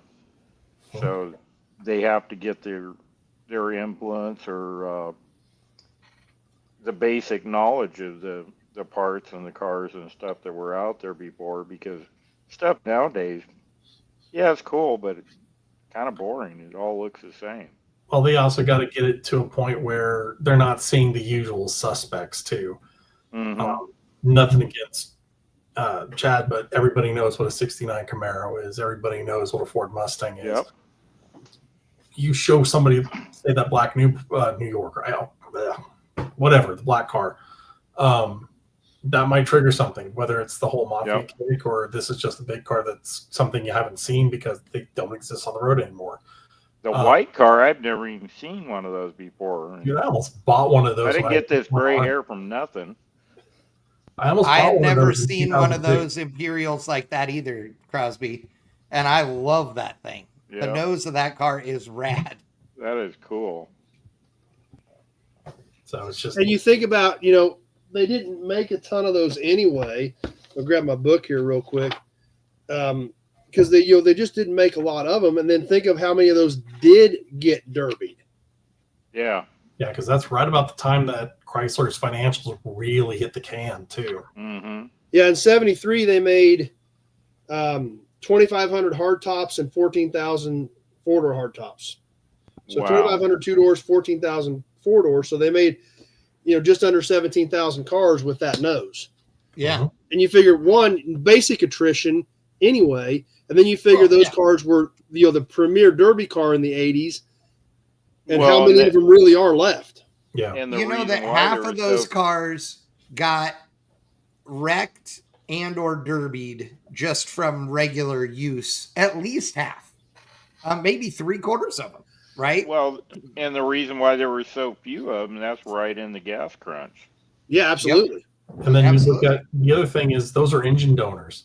You want a 440, that's a almost guaranteed score. Yeah, especially in the 80s and 90s when nobody cared about big cars. Yep. Yeah. Right. And I guarantee you it has 8 3/4 rear end under it. So, that's the other thing is if you bought that whole car, you had a 440, a 727, and an 8 3/4. And then you sold the body to a derby guy with a small block Chevy in it and crashed it. Yeah, exactly. Yep. And more than likely, it had a posi in it too. That might. That's true. The towing package at sway bars, which would work on a B body pretty well. Yep. You had all the big drums, the big discs. That thing was a parts gold mine for a Mopar freak. Oh yeah. Mm-hmm. Yeah, absolutely. And then still a derby body after that. Yep. Right. Yep. Yeah, because they didn't care about any of that stuff. Nope. In fact, they didn't care because they didn't do rear brakes. Derby cars usually don't have rear brakes. They've circumnavigated those. They're doing all of the, the we didn't touch it, tricks, denting them in the right place so they fold just right and do all the things. And, who knows? I mean, for those to have survived is kind of amazing. Well, and they've been inside till the last 6 months. They've been in a building for the last 20 years. Yeah. Damn. Wow. That's awesome. That is awesome. I love it. What for you when you're at the when you're at the yard or you're out hunting and checking out what's going on, what is it that gets you most excited nowadays when you find something? I mean, because you've seen so much stuff. Anything weird, just like that car I sent you pictures of yesterday. Yeah. That's pretty weird. That was kind of exciting because they made so few of them and you never see them. Right. You have those pictures or? I don't know if I sent that one or not. Hold on. Let me look. So it just varies. Anytime I see something cool, interesting, different. I bought an attic a couple weeks ago, and I found an Offie 3-deuce setup for a Y block in there. Obviously, that's cool and exciting. Yeah. Mm-hmm. It just varies. It's just whatever's different and interesting. So what he's saying is he's just like the rest of us. Whatever catches his eye. Right. Exactly. Right. Yep. Yeah. I mean, I can run through what I bought this year real quick if you guys are just curious. Yeah, hold on. Let's talk about the one you sent me yesterday, and then let's go into what you've bought. Yeah, for the year. Hold on here.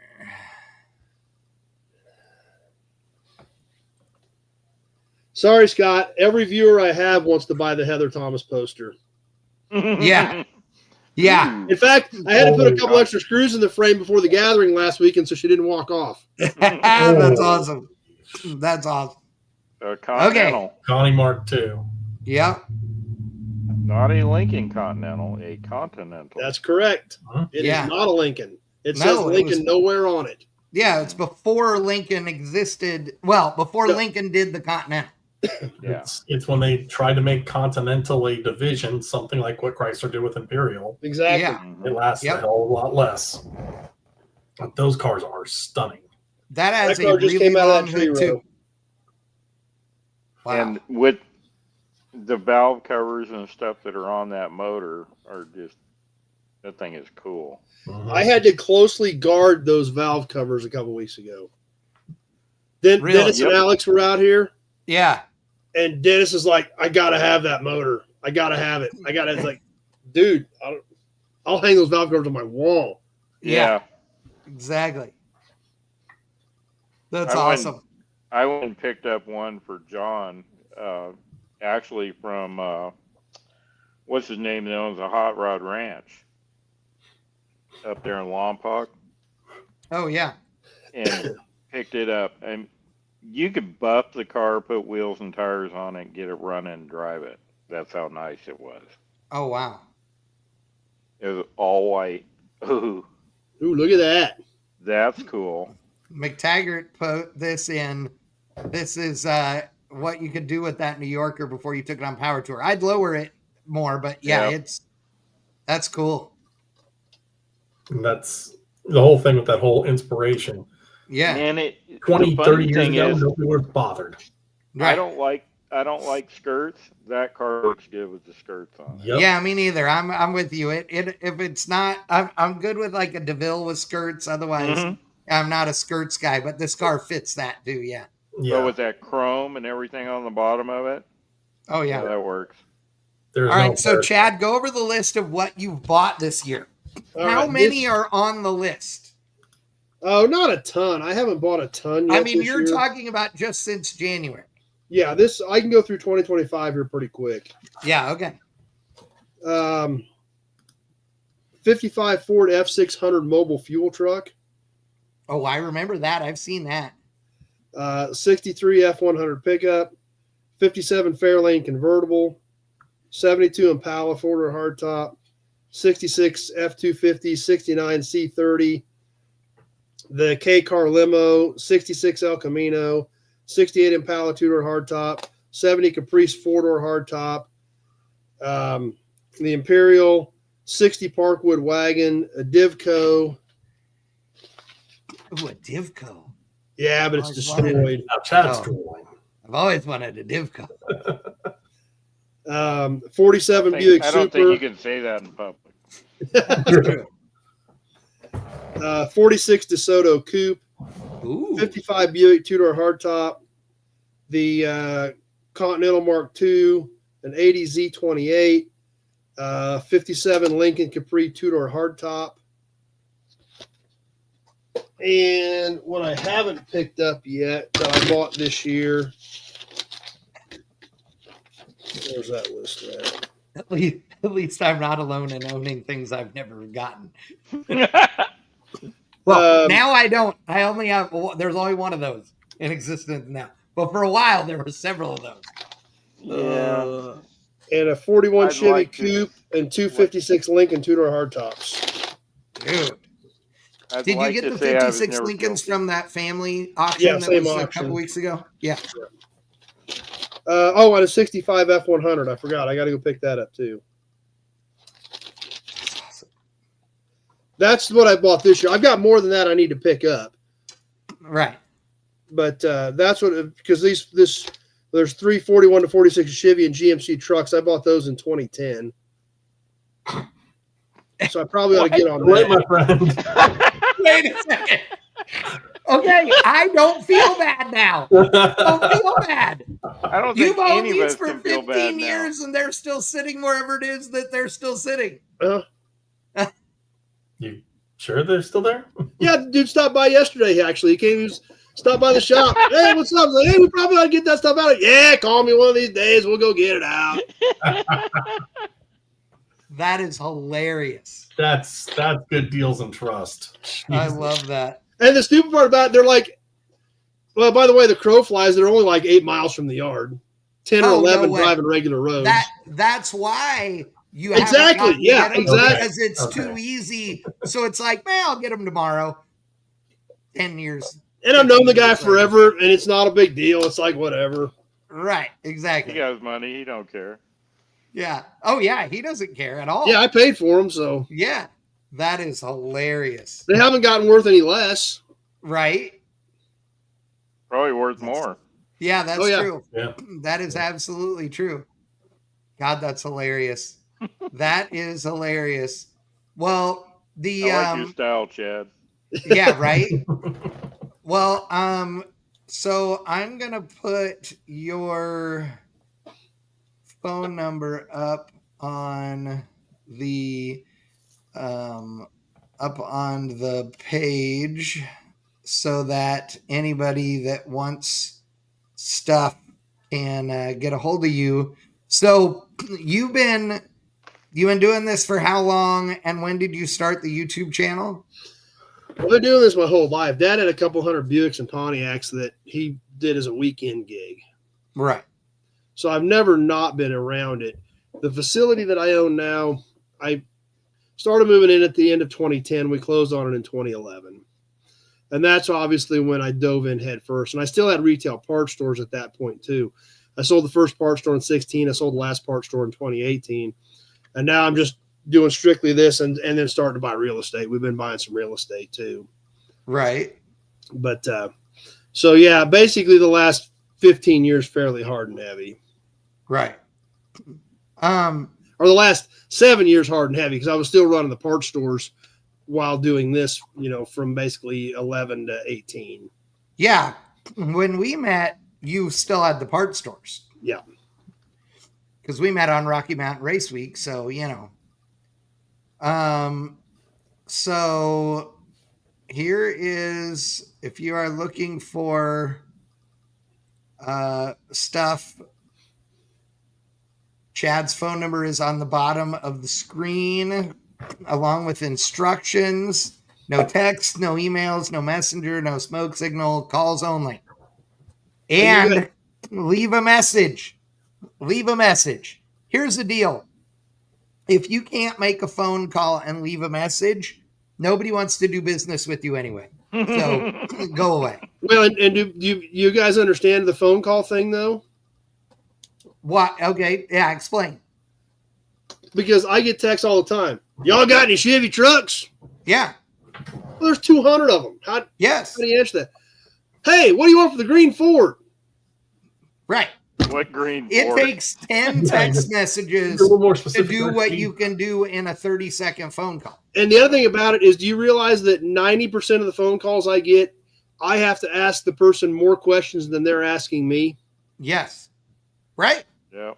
Because people don't think about what they need or are very specific about it. Right. Everybody thinks 48 to 53 Chevy trucks are all the same. Right. There's a gajillion differences in 48 to 53 Chevy trucks. Right. One-ton pickup uses a different bumper than 3/4 ton. Say that again? 1-ton pickup uses its own bumper on a 50 Chevy pickup. Really? Really? And its own bumper bracket. Yeah. That I didn't know. 1/2 ton, 3/4 ton the same. 1 ton is by itself, and then 1.5 tons is a different bumper. I did not know that. It is. I mean, is it just bigger or thicker? It's a thicker bumper, and it's a different bumper bracket configuration on a 1 ton, and only on a 1 ton compared to a 3/4 ton or a 1.5 tons. Wow, I had no idea. But that's the type of stuff I get into all the time. Another big one, 41 to 49 internationals. I get calls all the time. Well, I got this cab, and the guy told me it was a 40 international. I bought all this crap on eBay, and none of it fits. Okay, which cab you got? Well, I don't know. There's 2 different ones. Right. And you're wanting to get into the modern Super Duty market. There are 2 different cabs.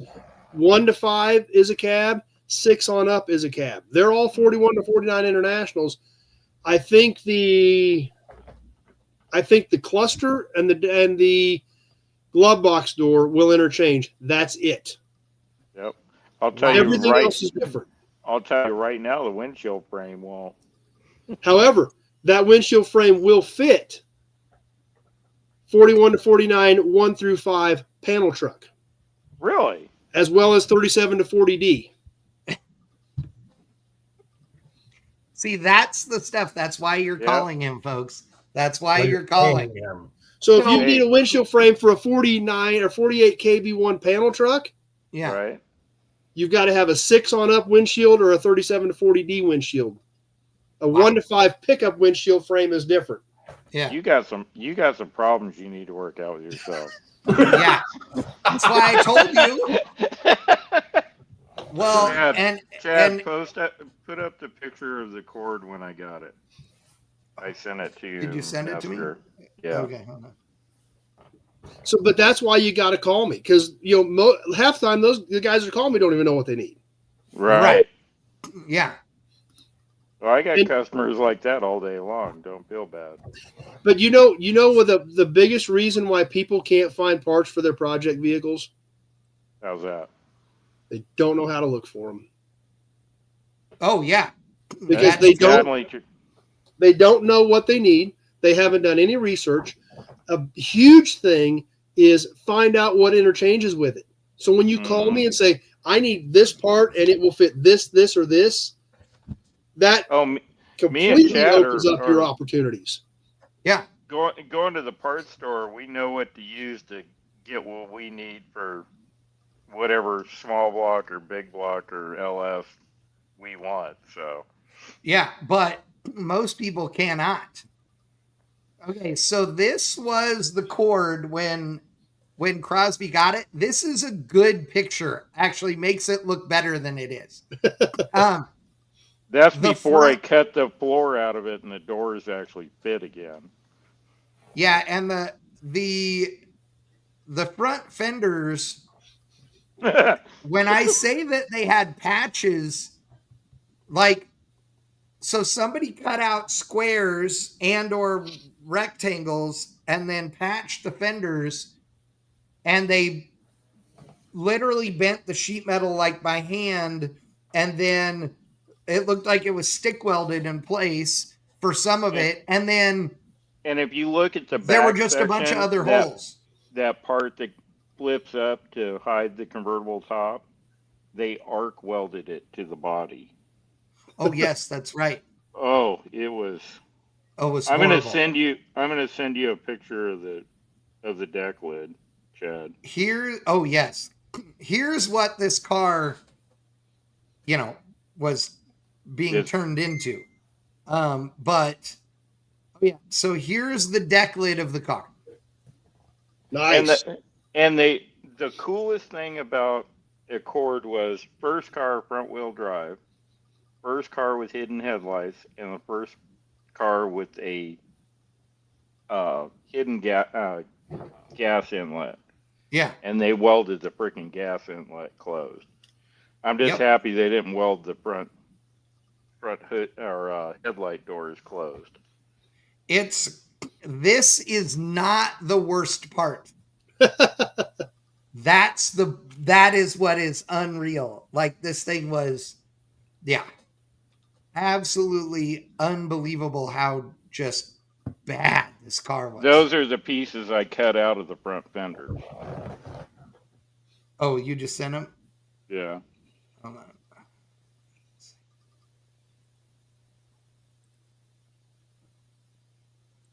Hold on. I didn't get them yet. Oh, there they are. There it goes. Look at those. That's the quality of work I was dealing with. Nice. And they welded a floor in it, and when I cut it out, the floor that they welded over, they didn't need to do it. I don't even know why they welded the second panel in it, but it sucked the body so tight closed that the doors would not function. Yeah. It was unbelievable. And it came with like the purchase of other cords. So it was literally the parts car that was supposed to be, just there. And it was hideous, the condition that it was in. Like I said, whoever painted it like with all that primer on it, that was genius because it made it look 10 times better than it actually was. Yeah, and then here it was about 6 months later. It's coming along. Oh, yeah. Oh, it's all painted now. Yeah, now it's a finished car, but it's or nearly finished. It's it's got C5 Corvette suspension with an LSA. Yeah, with the LSA in it. It has C5 in the rear that was narrowed to fit under everything. It's got the torque tube, the whole deal. The transaxle. And it has a 64 Impala convertible roof on it. Yes, that opens and closes power. It's pretty cool. Lower profile? No. No, I used it, number one, because I didn't have a top for it. Number two, I wanted to do it hydraulic. Oh. It turns out that the Impala roof structure for the convertible, I mean, I'm not going to say it was easy to modify, but it was the one that made sense to use for this because the length is similar and all that. So it worked really good. Yeah, it's pretty neat. It's pretty neat. Like I said, the cord guys may not be approving, but it was saving one that otherwise would not. I mean, nobody else was going to save this car. So there wasn't anything of cord value to save. No, I mean the hood, the grills, whatever you would call them, the louvers. I mean the windshield frame, a couple of other things. That was it.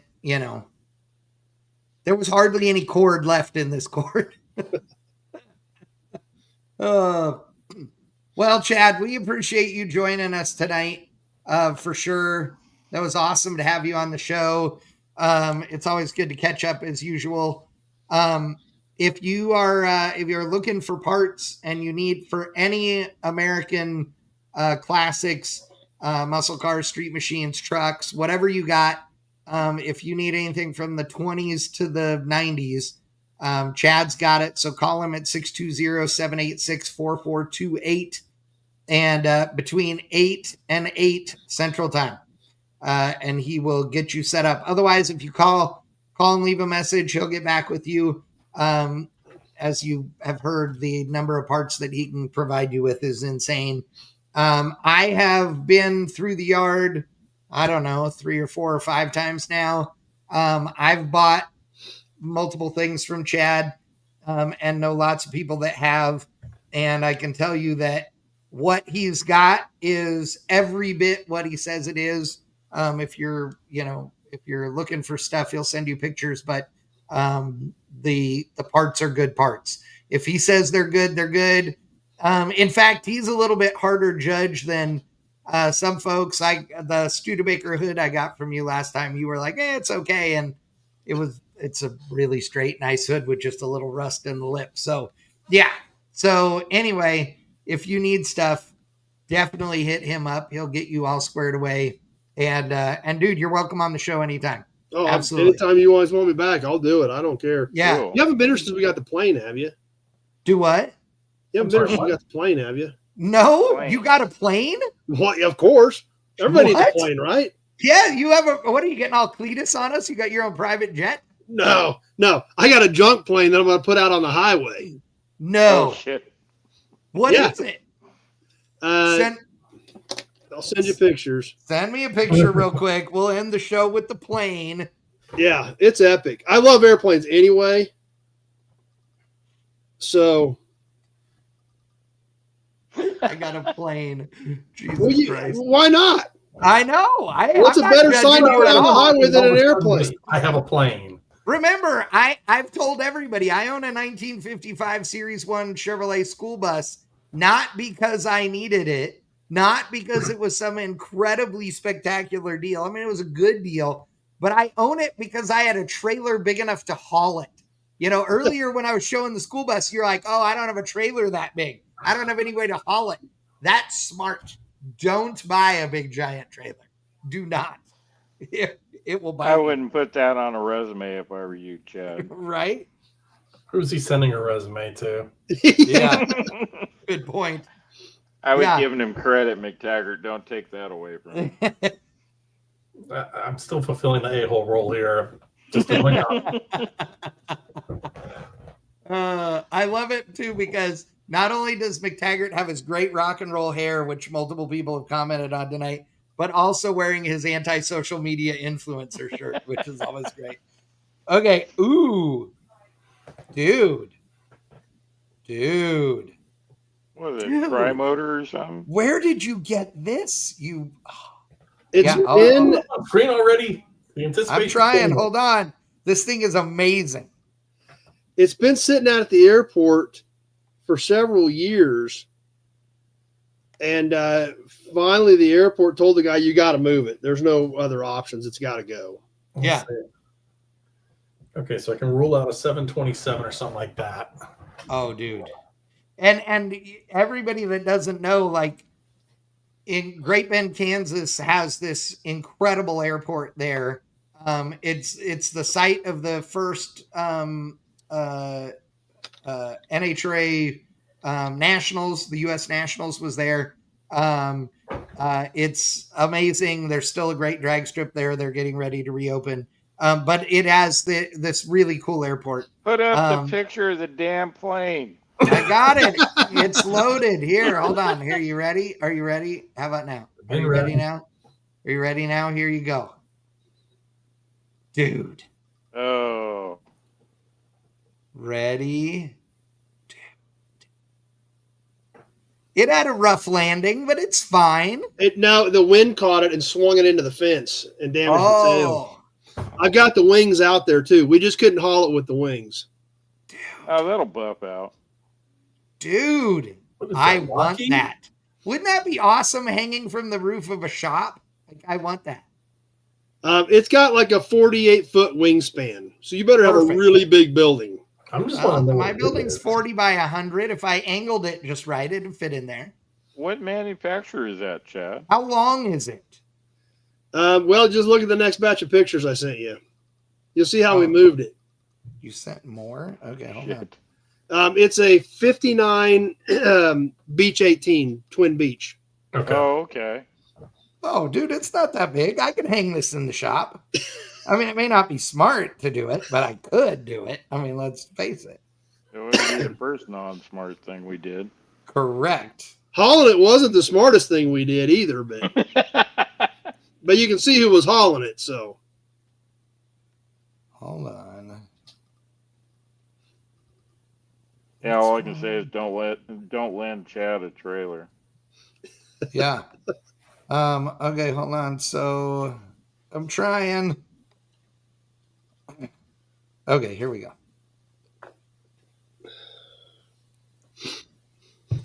Okay, are you ready? Holy crap. Perfect. Wow. Did you retract the landing gear?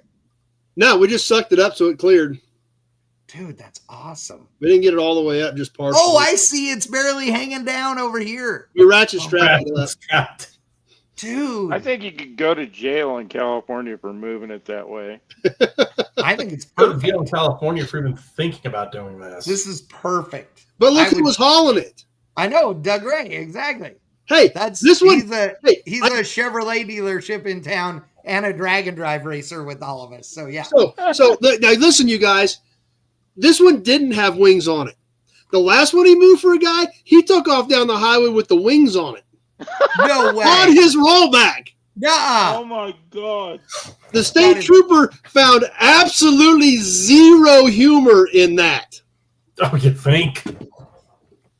What did he tell him? He was just trying to bump start it or what? No, I just told my buddy he wanted to move it, said it would fit, so we loaded it and took off. You try to claim mobile home status or some shit? I mean, hold on. Just put The a wide greatest load thing banner is that across the table. the last time he moved the airplane on the rollback, he got in trouble for it, and yet there was zero hesitation to doing it again. There's no wings. He's not occupying multiple lanes. Screw it. Why not? Oh but see, this time, I know the sheriff pretty well and the undersheriff, so I told him what we were going to do.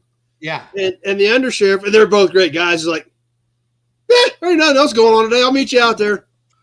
So they just followed along. Work for this.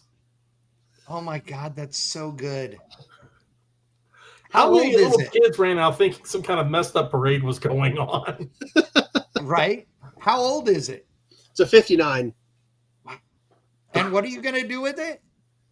I'm going to move it up where all my F bodies are up towards the highway, and put the nose out over towards 281. Nice. Because who's going to miss that? Nobody. Oh. Yeah. Huh. No pun intended. Just look for the plane. Do what? Just look for the plane. Yeah, exactly. Yeah, exactly. God, I love that. That is freaking cool. It is. I just want to picture like a 54 truck with the plane on the door, like old yard art. Yeah. Yep. KL43131. Just look for the plane. Yeah. That's so good. All right, boys. Well, appreciate it. Again, Chad, thank you so much, dude. We'll have you on again for sure. Anytime, you just let me know, dude. It's a blast. We'll do whatever you want to do. Absolutely. Cool. McTaggart, I'll talk to you later. Crosby, I'll call you tomorrow so we can talk about that other stuff. And yeah, we need to talk about that. Yeah, I'll call you tomorrow for sure. Yeah, you said you were going to call me yesterday. I know. I'm feeling unloved. Hey, you're on Reynolds time. Well, tomorrow is sometime within the next 7 to 10 days. Yeah. Well, it's not in Kentucky tonight. I'm supposed to be in Kentucky tonight, but we were supposed to be flying. I've been dealing with arrangements to cancel all the things for going to this race and live streaming it. So yeah, it's been entertaining. When you have equipment that you rent that gets delivered, and immediately you literally make the FedEx girl stay at the door, and you open it. And then you take the return label out and you tape it back up and put the return label on it and hand it back to her. That has literally happened today. You are not having a good day. Yeah, Neil. No, I kind of figured that, but I'm not. My request wasn't for me. I know. Yeah, exactly. It'll be all good. Yeah, I'll call you tomorrow for sure. And all right, boys. Well, thank you. Appreciate you guys. Yep. And everybody that was watching tonight, thank you so much. Hit the like real quick. We appreciate that as well. And we'll see y'all next time. Next week, we have Triple B, Beards, Burnouts, and Beer, where we're going to have all kinds of fun stuff going on, including word on, as the police go by, including word on Aaron's Camaro project that we're going to be doing some testing with at XRP. And then we'll go from there. If you have a request for a guest, send it to me and we'll see what we can make happen. So we better wrap before those cops stop and break down Chad's door, because they're probably coming for him. Yeah, exactly. Yeah. Wouldn't that be? That would actually be pretty epic. It would be pretty epic. If you had a plane out front, they'd know where they're going. That's very true. Exactly. All right, boys. Appreciate it. Thanks, guys. See y'all next time. Later.